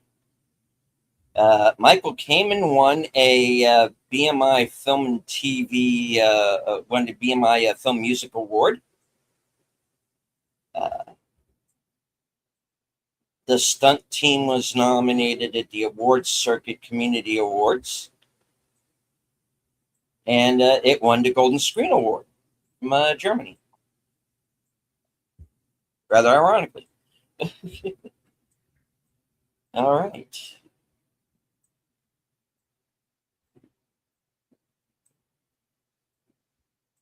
All right. Filming locations. Ray's Candy Store, 113 Avenue A, New York City, New York. The John P. Grace Memorial Bridge, Charleston, South Carolina. PS 115, Alexander Humboldt School, 586 West 177th Street, Washington Heights, Manhattan, in place of the fictional Chester A. Arthur School. 72nd Street, Broadway, 9th Avenue, Manhattan, Beaufort, South Carolina, Berkeley County, South Carolina, which is where I was living at the time. Bronx, Brooklyn, Central Park, all of course in New York City. Charleston, South Carolina, Dorchester, South Carolina, East Village, Manhattan, Fairfield County, Connecticut, the Federal Reserve Bank, 33 Liberty Street Financial District, Manhattan, for the bank robbery scene. Greenwich Village, Manhattan, Jessup, Maryland, for the end sequence. Yep, Maryland for Canada, folks. Tompkins Square Park, East 10th Street, East Village, Manhattan. Truckers Inn, I-95 and Route 175, just Maryland. Westchester County, New York, and Yankee Stadium.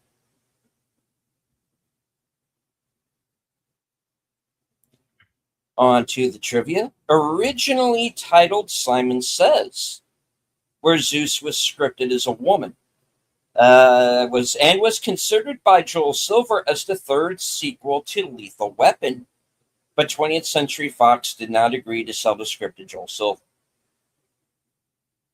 And the 2003 Region 1 DVD version includes the original ending, showing McClane and Simon playing a game of chicken with a rocket launcher.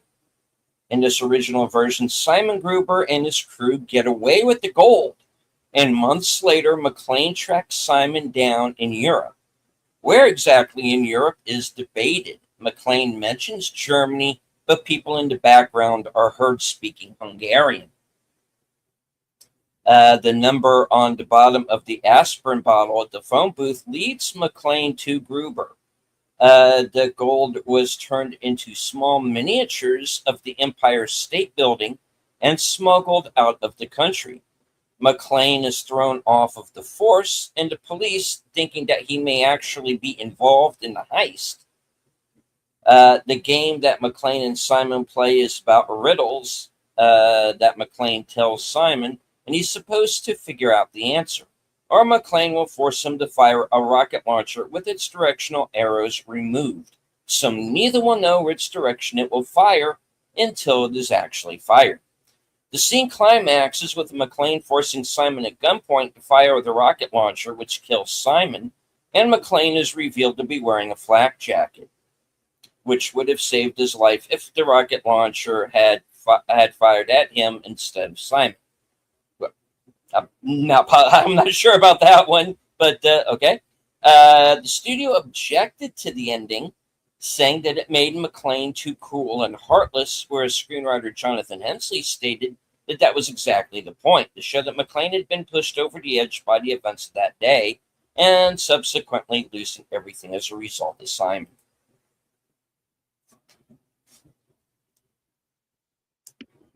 The chase scenes in the tunnel were filmed in New York City Water Tunnel number 3, an unfinished aqueduct connecting the city to the Catskill Mountains in upstate New York. While the highway scenes are supposed to take place on Sawmill Parkway in Westchester County, New York, they were filmed on the Merritt Parkway in Fairfield County, Connecticut, and on the Taconic Parkway in Putnam County, New York. The character of Dr. Fred Schiller was a reference to the 18th century German poet Friedrich Schiller, who wrote the lyrics used by Ludwig van Beethoven in his Ninth Symphony, which was used in Die Hard.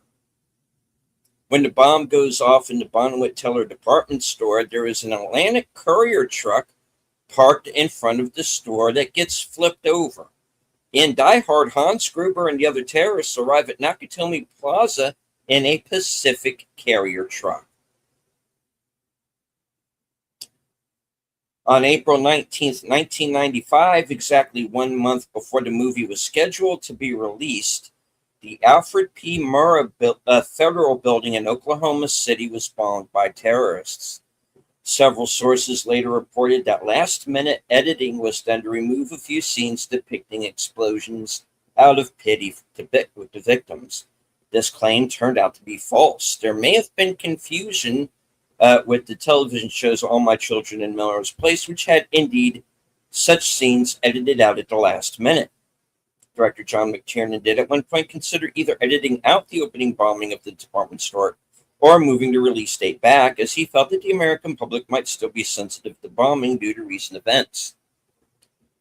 Fox Studios decided to go with the original version and release date, stating that the film was a work of fiction and was already completed long before the real-life events occurred.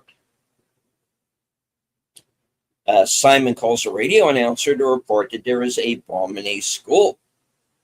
The announcer is Elvis Duran, an actual radio announcer on the station C100 or 100.3 FM.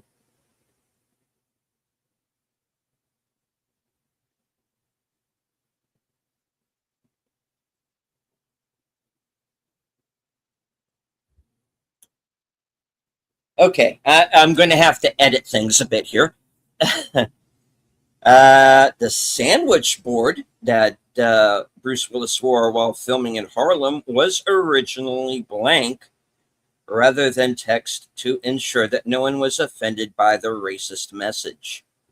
The message was added with CGI in post-production.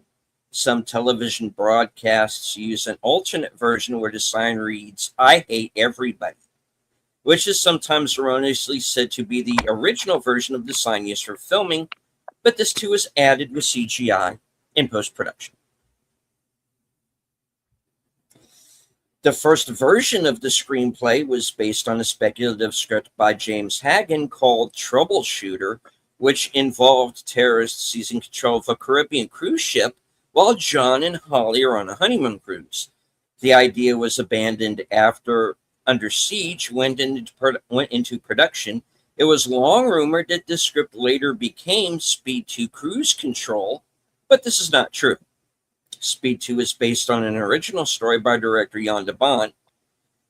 In 1992, John Milius was hired to write an other new script, which was rumored to take place in jungle, but for some reason it was rejected. In 1993, Doug Richardson and John Fasano simultaneously worked on two separate Die Hard 3 scripts, which were both rejected by Bruce Willis. The plot of Richardson's script was about terrorists taking control of the Los Angeles subway system, but the real intention is to burglarize the Federal Reserve of the city. The plot of Fasano's script had McClane pursuing kidnappers who have abducted his teenage daughter, believing her to be the child of a wealthy and powerful industrialist. That actually wouldn't have been a bad idea. Although both scripts were rejected, the ending of Richardson's Die Hard on a Subway script was reused by 20th Century Fox for the ending of Speed when the script for that film was going through rewrites. And supposedly Richardson reused some of his rejected Die Hard 3 script in his original script for Money Train in 1995. But the final script for that film was rewritten by David Lawfrey, so the final film probably doesn't include anything from a Richardson script.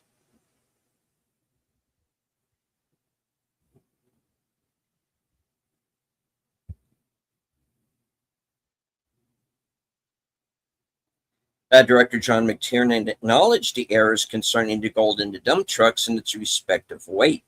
McTiernan and Samuel L. Jackson were permitted to lift a genuine bar of gold to get the feel of how heavy the gold really was.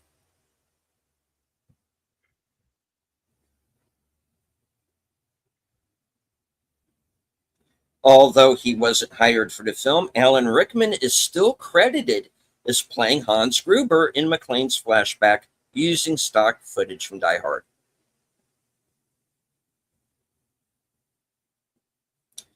During its pay-per-view run in 1996, a bonus featurette allowed the presentation of the movie, which included footage of some scenes with additional dialogue, such as the scene in the Federal Reserve Bank where Felix Little asks, "You're in the flower business, Mr. Vandervloot?" and it is added Simon replying Vanderflood. He's correcting him. It rhymes with Tulip explaining why Felix pronounces the name incorrectly from that point on. This featurette is not included in the special edition DVD. The park on top of the Wall Street station in the film was a vacant lot that was made into a park for the film. It was turned back into a vacant lot after filming was completed. When Simon, posing as a city engineer, meets Ricky, you can see a blurry but visible red sign on the building in the background. This is the home insurance company building, and that company purchased the red cover so that it would be seen in the movie, as they felt that the original bronze signage would not be visible. Lawrence Fishburne was the original choice to play Zeus Carver, but turned down the part. When he reconsidered the decision, Samuel L. Jackson had already been cast. In the DVD commentary, Jonathan Hensley says the first hour of the film is his original Simon Said script word for word. He only changed the characters from the script so that it would actually feel like a sequel to Die Hard. The film was shot under the working title Die Hard New York. Samuel L. Jackson's look in the film was Jackson's idea after he'd done extensive research on his character by studying books on Malcolm X. Jonathan Hensley was detained by, we talked about this in the chat, Jonathan Hensley was detained by the FBI after completing the script for the film because he knew extensive information about the federal, damn it, it jumped on me, hold on, because he knew extensive information about the Federal Gold Reserve in downtown Manhattan. Hensley stated that he got all the information from an article written in the New York Times. Sam Phillips is a pop singer in real life when she was invited to screen test for the role of Katya based upon a photo from one of her CD covers. The sex scene between Jeremy Irons and Sam Phillips was added in the last minute because John McTiernan knew that the film would get an R rating from the MPAA, as other countries use different rating systems. He might as well put a sex scene in. Yes, but there is no nudity, so it doesn't count. Does not count. All right. The bridge from which McClane and Zeus jump on to the container ship is in the harbor is the Cooper River Bridge that connects Charleston and Mount Pleasant, South Carolina. A new bridge opened in July of 2005, and the two pre-existing bridges that have long been a symbol of Charleston were removed. Much of the film was shot in Charleston area, including the subway station, which was built on a stage in Mount Pleasant. The Cooper River Bridge scenes were set on an unnamed bridge near Bridgeport, Connecticut, on Long Island Sound.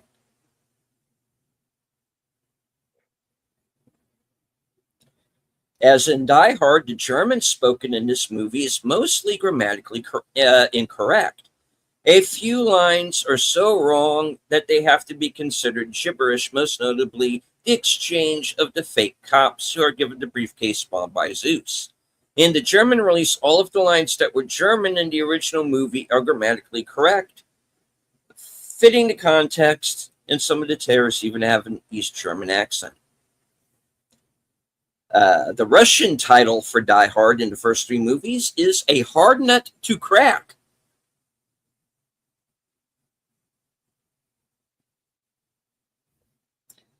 The producers plan to blow up the Hutchinson River Parkway toll booth structure for a scene in the movie.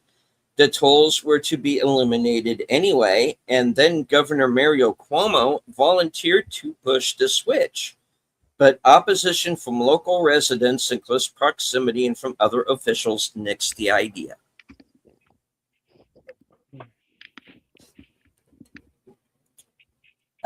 David Hewlett was originally intended to play Simon.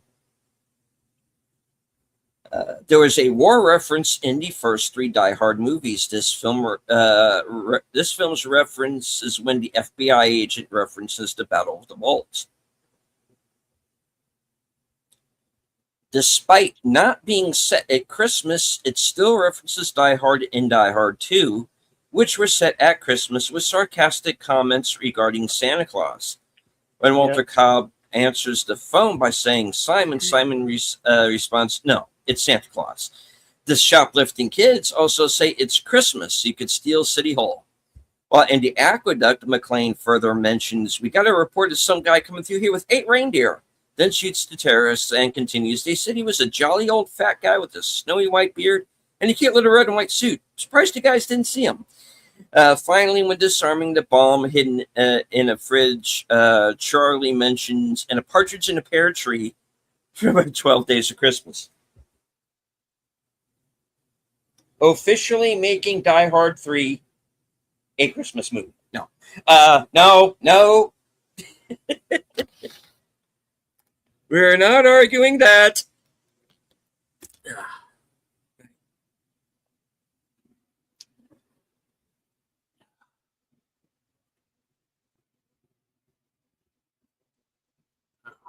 Hold on a minute. I'm going to read off a few more here.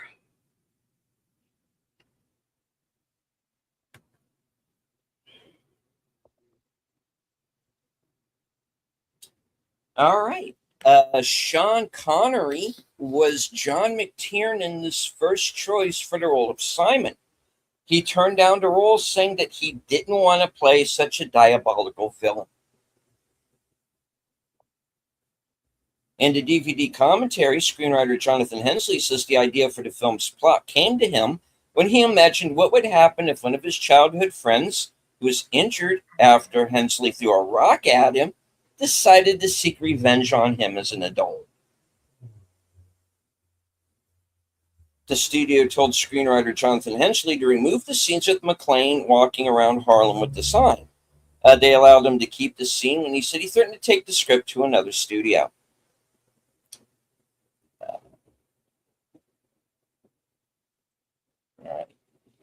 Danny Cannon was approached to direct, but he was more interested in making Judge Dredd at the time. The final fight between McClane and Simon takes place at a truck stop in Quebec. The scenes were filmed at the TA truck stop off of I-95 in Jessup, Maryland.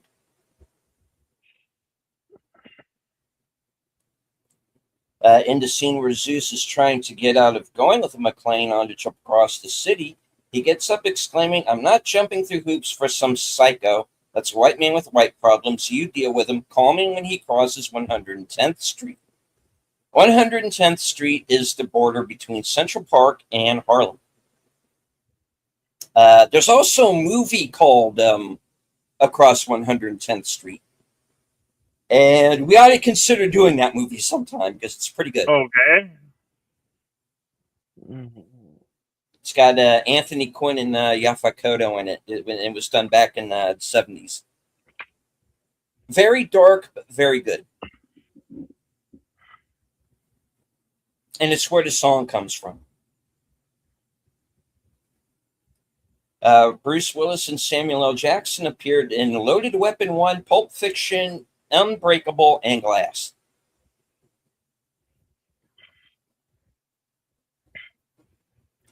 Anthony Peck, who plays Ricky, is also in the original Die Hard. Obviously, he's a different character, but he's there. The main theme for this movie is Johnny I Hardly Knew Ye, a Irish song from 250 years ago. This was later adapted into When Johnny Comes Marching Home, an Irish song made famous in America by Patrick Sarsfield Gilmore, a.k.a. Louis Lampert, in 1863. Okay. Buckle up. This is a bit of a long one. There are 2 solutions to the water jug riddle in the park at the Elephant Fountain.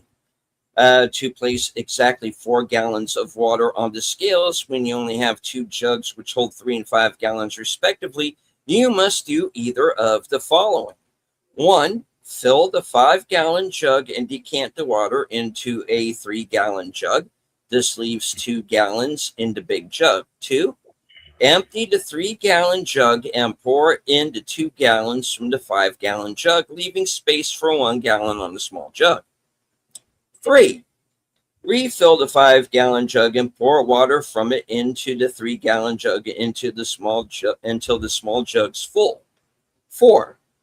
That leaves exactly 4 gallons in the big jug. Put it on the scale and the bomb is disarmed. The second method is 1. Fill the 3-gallon jug and pour the water into the 5-gallon jug. 2. Refill the 3-gallon jug and pour into the 5-gallon jug until the big jug is full, leaving 1 gallon in the small jug. 3. Empty the big jug and transfer the 1 gallon from the small jug into the big jug. Number 4.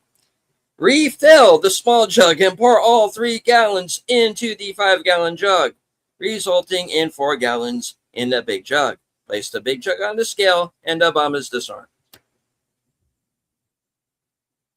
Shoot me now. I'm not doing all that. Let it explode. All right.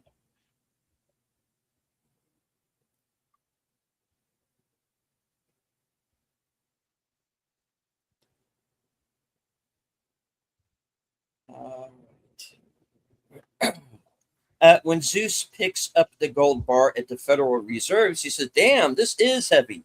A standard gold bar kept at the Federal Reserve weighs approximately 25 pounds.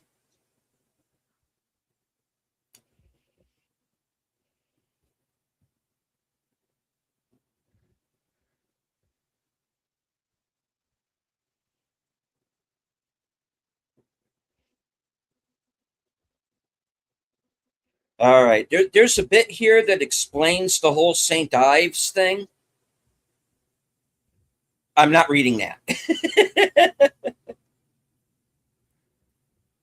They get a little mathematical. I'm going to skip that I one. can imagine.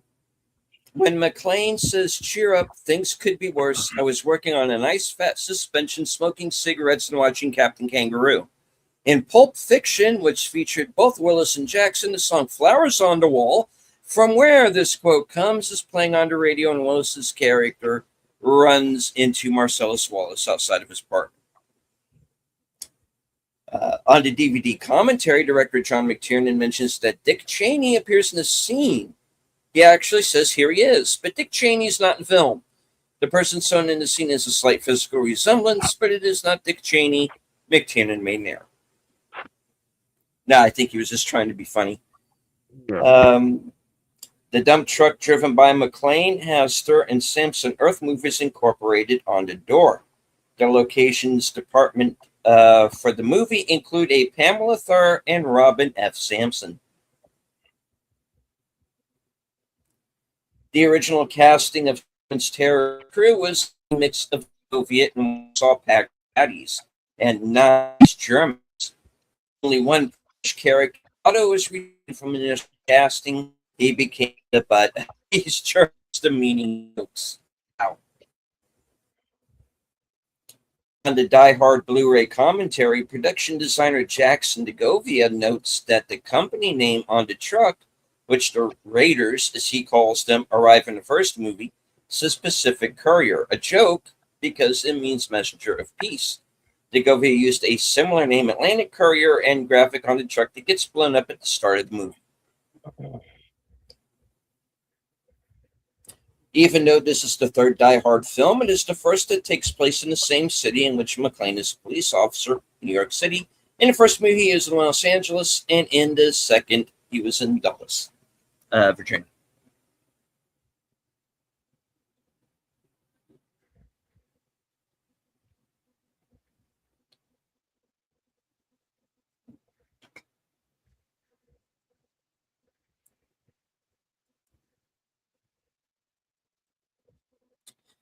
Sorry, just had to take a sip of water there. I'll read off a few more of these.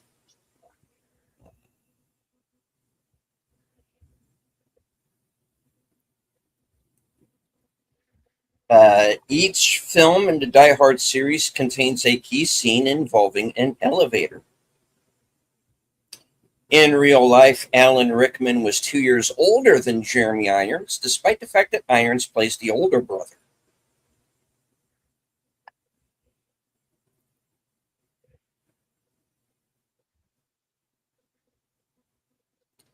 Screenwriter Michael Christopher plays Agent Bill Jarvis in this movie, wrote the screenplay for The Bonfire of the Vanities. Um, there's a book called The Devil's Candy that's all about the making of Bonfire of the Vanities. If you want to hear about how badly one of these things can go while they're making them, read that book. Uh, Well, take their word for it. yep. Even though the film's domestic box office was only about 100 million, its massive international box office, about 266 million, made it the highest grossing film of 1995 worldwide. It is one of the few movies that could manage to become the highest grossing film of the year when its domestic box office was not even in the top 5. Actually finished 10th. Transformers Age of Extinction also achieved the same feat. McClane doesn't kill a bad guy until over an hour into the movie. That is longer than any other Die Hard movie. This was the film debut of Kevin Chamberlain, who played Charlie.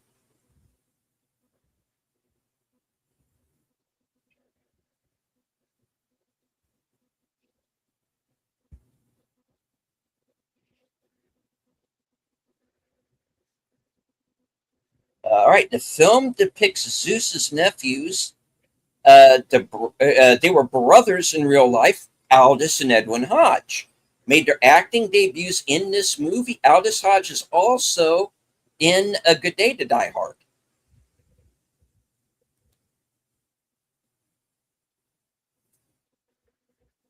Playing a different character, but he is there.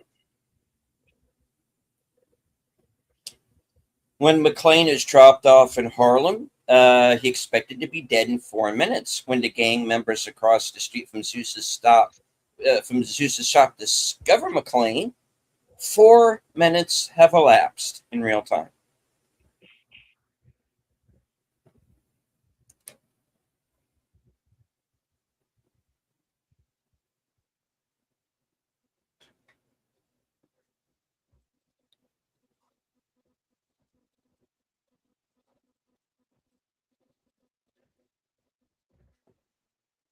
All right, I'll read a few more.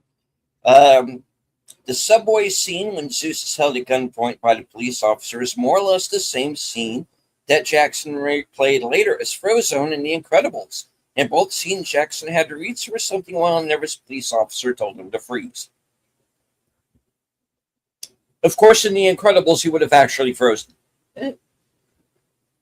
This movie opened in U.S. theaters May 19th, 1995. Coincidentally, only 6 days earlier, on May 13th, Alexander Goodenough, co-star from the original Die Hard, died at the age of 45.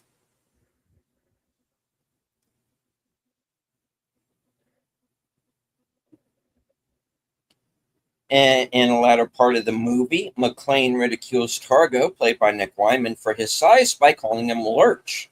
Making specific reference to the Addams Family, the scene immediately cuts to bomb expert Charlie Rice, who years later was cast as Uncle Fester in the Addams Family musical on Broadway.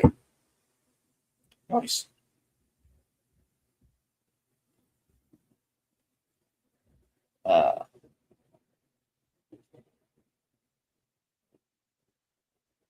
Just like in Die Hard, McClane's life is saved by a gun taped to his back, even though he does not use it himself this time.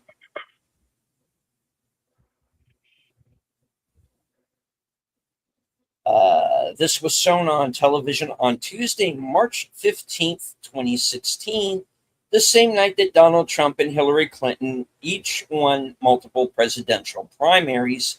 Each one is mentioned offhand in this movie.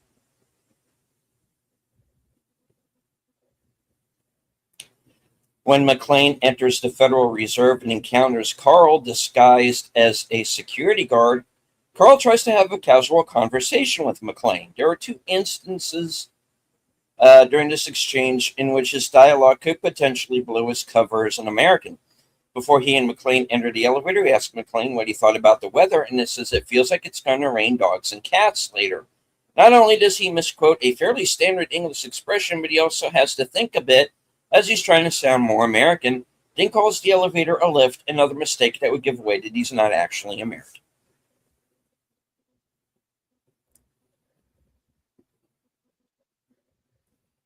John McTiernan liked the 1961 Mack truck so much that he bought the truck after the movie was finished.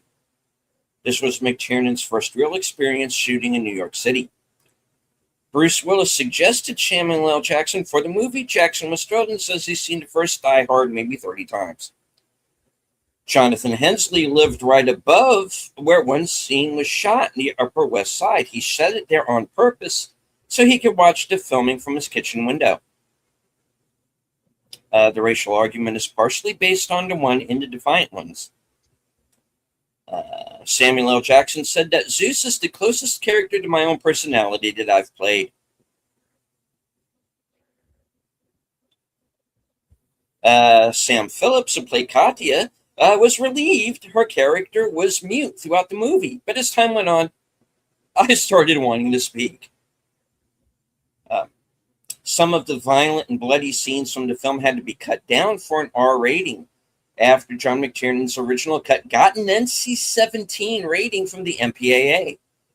For example, cuts were made on some of the death scenes, and the fight scene between McClane and Targo was heavily cut. If you look closely at the scene where McClane beats Targo with a chain, one moment he's hitting him with it, and in the next shot when Targo is on the ground, he has the chain around his face. Mm-hmm. On set, the on-set making of documentary shows some clips of deleted and alternative scenes, including one which shows the uncut death of the guy that McClane shoots in the boat.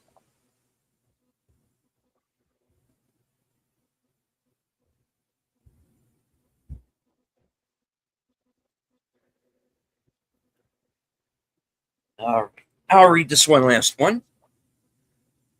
Okay.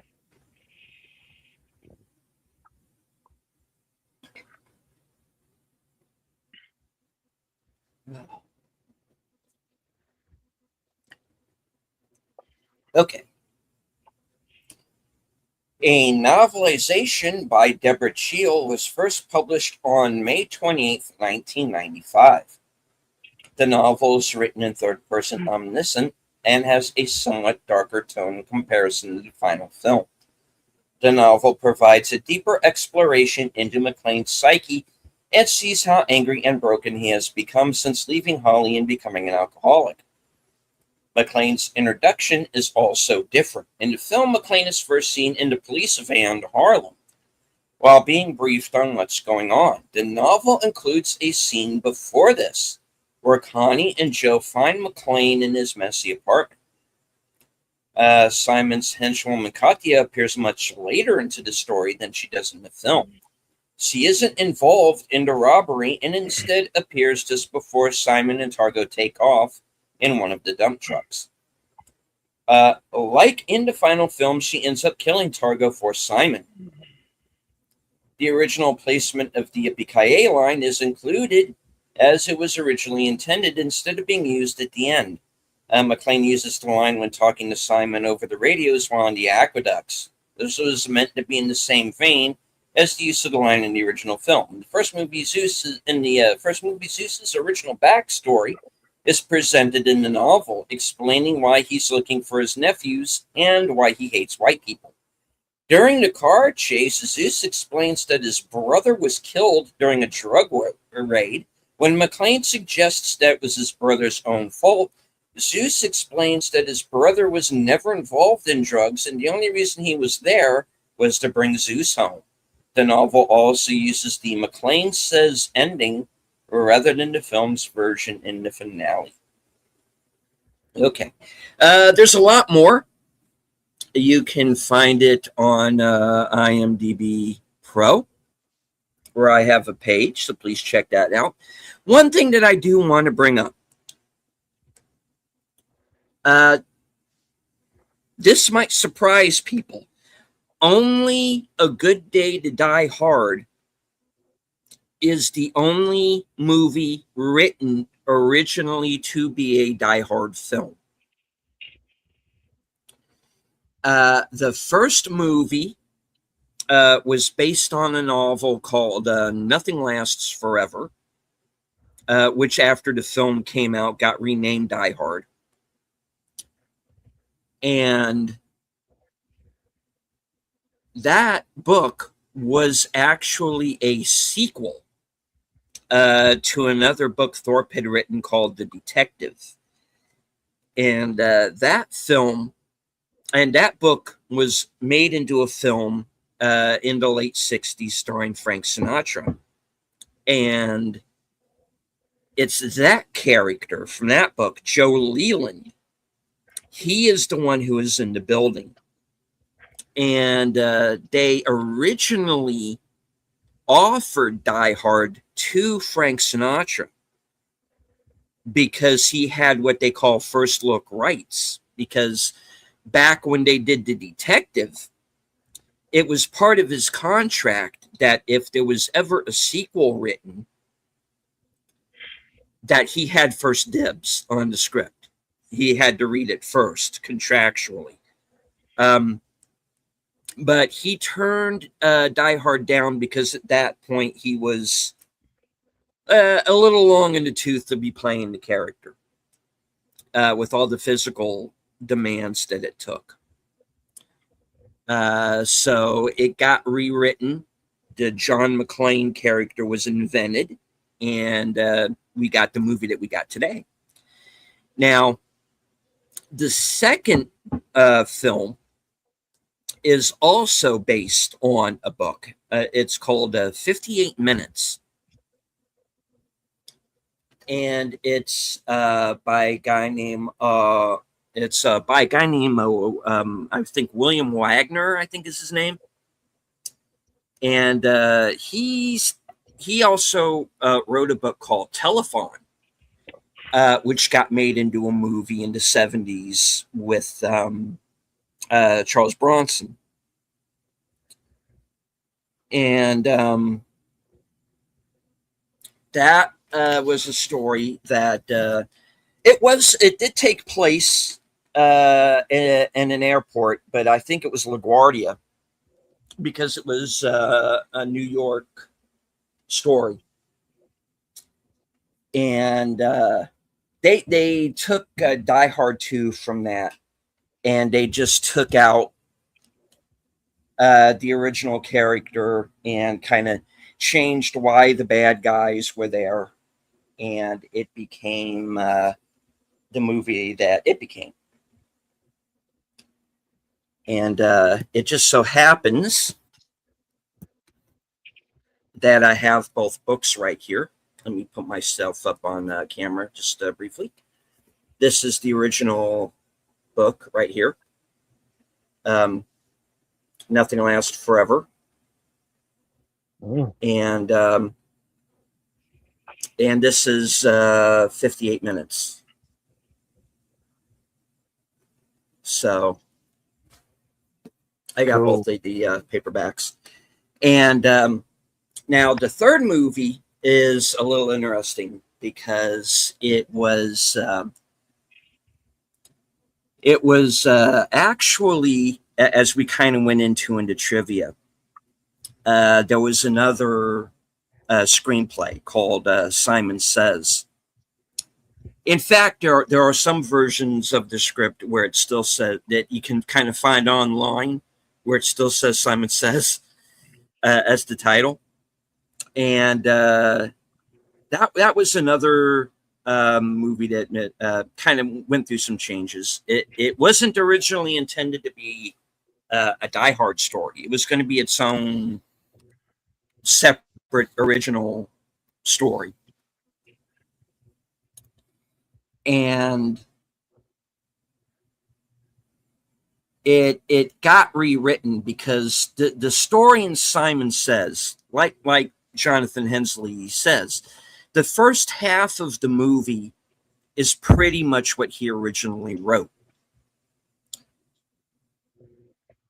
basically everything from the heist on is new.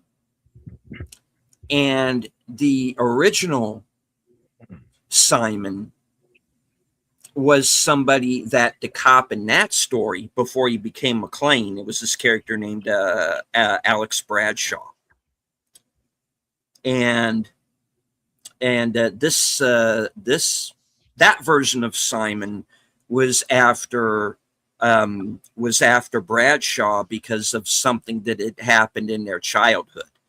Because it turns out that the cop knows the bomber from when they were kids. And I'd still like to get my hands on that version and read it, but I don't know if it's available anywhere. So, and the fourth movie was actually started out as it was like a magazine article, and it was all about the hacker who eventually winds up, when they did it as a Die Hard film, winds up the villain, Gabriel, Timothy Oliphant's character. But the original story of that, it was all about him hacking, doing the hack that he got in trouble over. And that was the original film. And then that got retooled into being Die Hard 4. Yeah. So yeah, only the fifth movie, the one that is the worst one of the bunch, is the only one that was originally written to be a Die Hard movie. The rest all came from other sources. So anyway, enough of my yakking. That's all I've got. Like I said, there's more trivia on IMDb, but we'd probably be here another hour and a half reading through it all. So yeah, we're best to just stop here while we're ahead. Circles. Yes. Okay. Alrighty. Western cinema up next, with maybe some patriotic karaoke tomorrow night. On the 4th. Remember, it's the 250th celebration, 4th of July. Mm-hmm. Yep.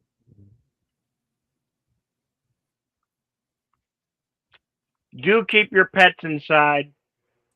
The fireworks and explosions, they don't like those loud noises. And many pets end up getting lost, and that's just sad. So, as I always like to say, thank you everybody for being here today.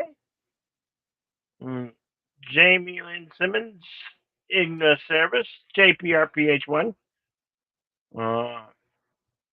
Big Al presents. How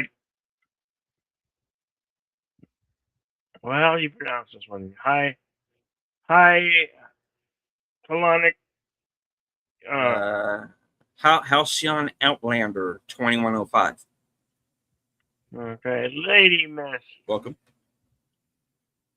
FK8C 2005, sometimes known as Tim. Tune the News. Aces of Movies. We'll drop in here. Says hello. Mm-hmm. I want to thank Tim again for the member chat from earlier. Appreciate it.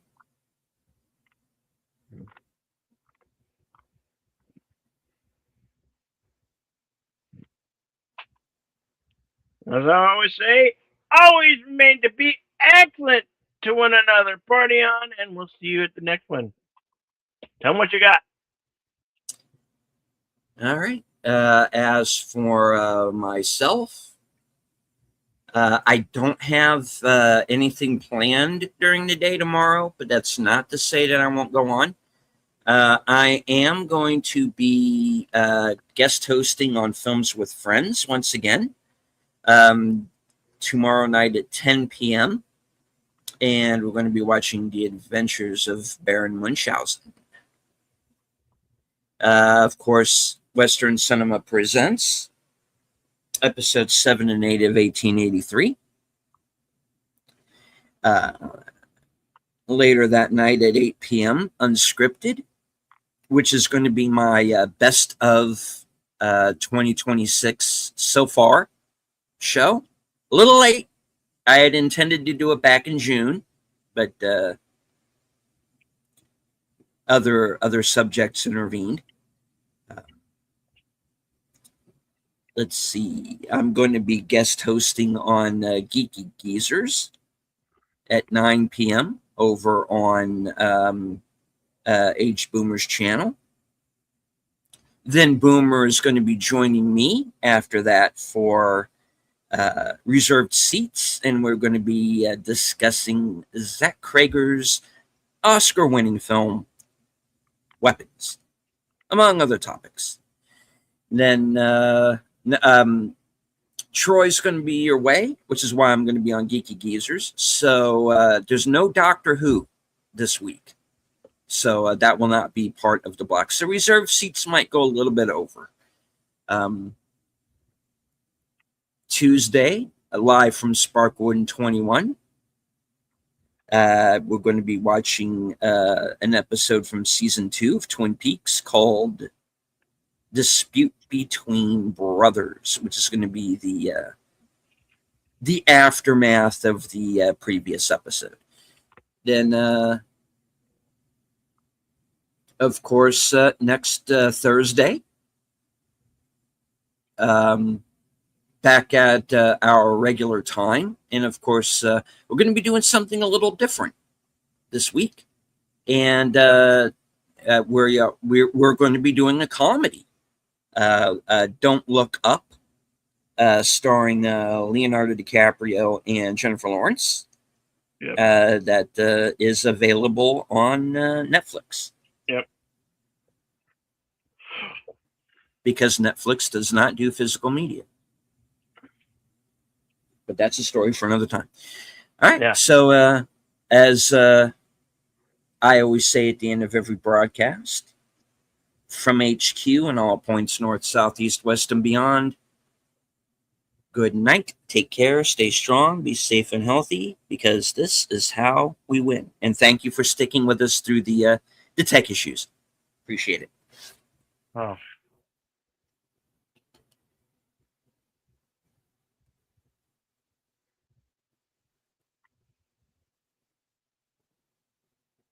Shall I push the button, Frank? You didn't say the tagline. Yes, I did. Did you? Yes. Oh, okay. This is how we win, man. Did I not say that? I thought. I guess I missed. I thought I said it. Okay. Well. Okay. This is how we win. Okay. Good night.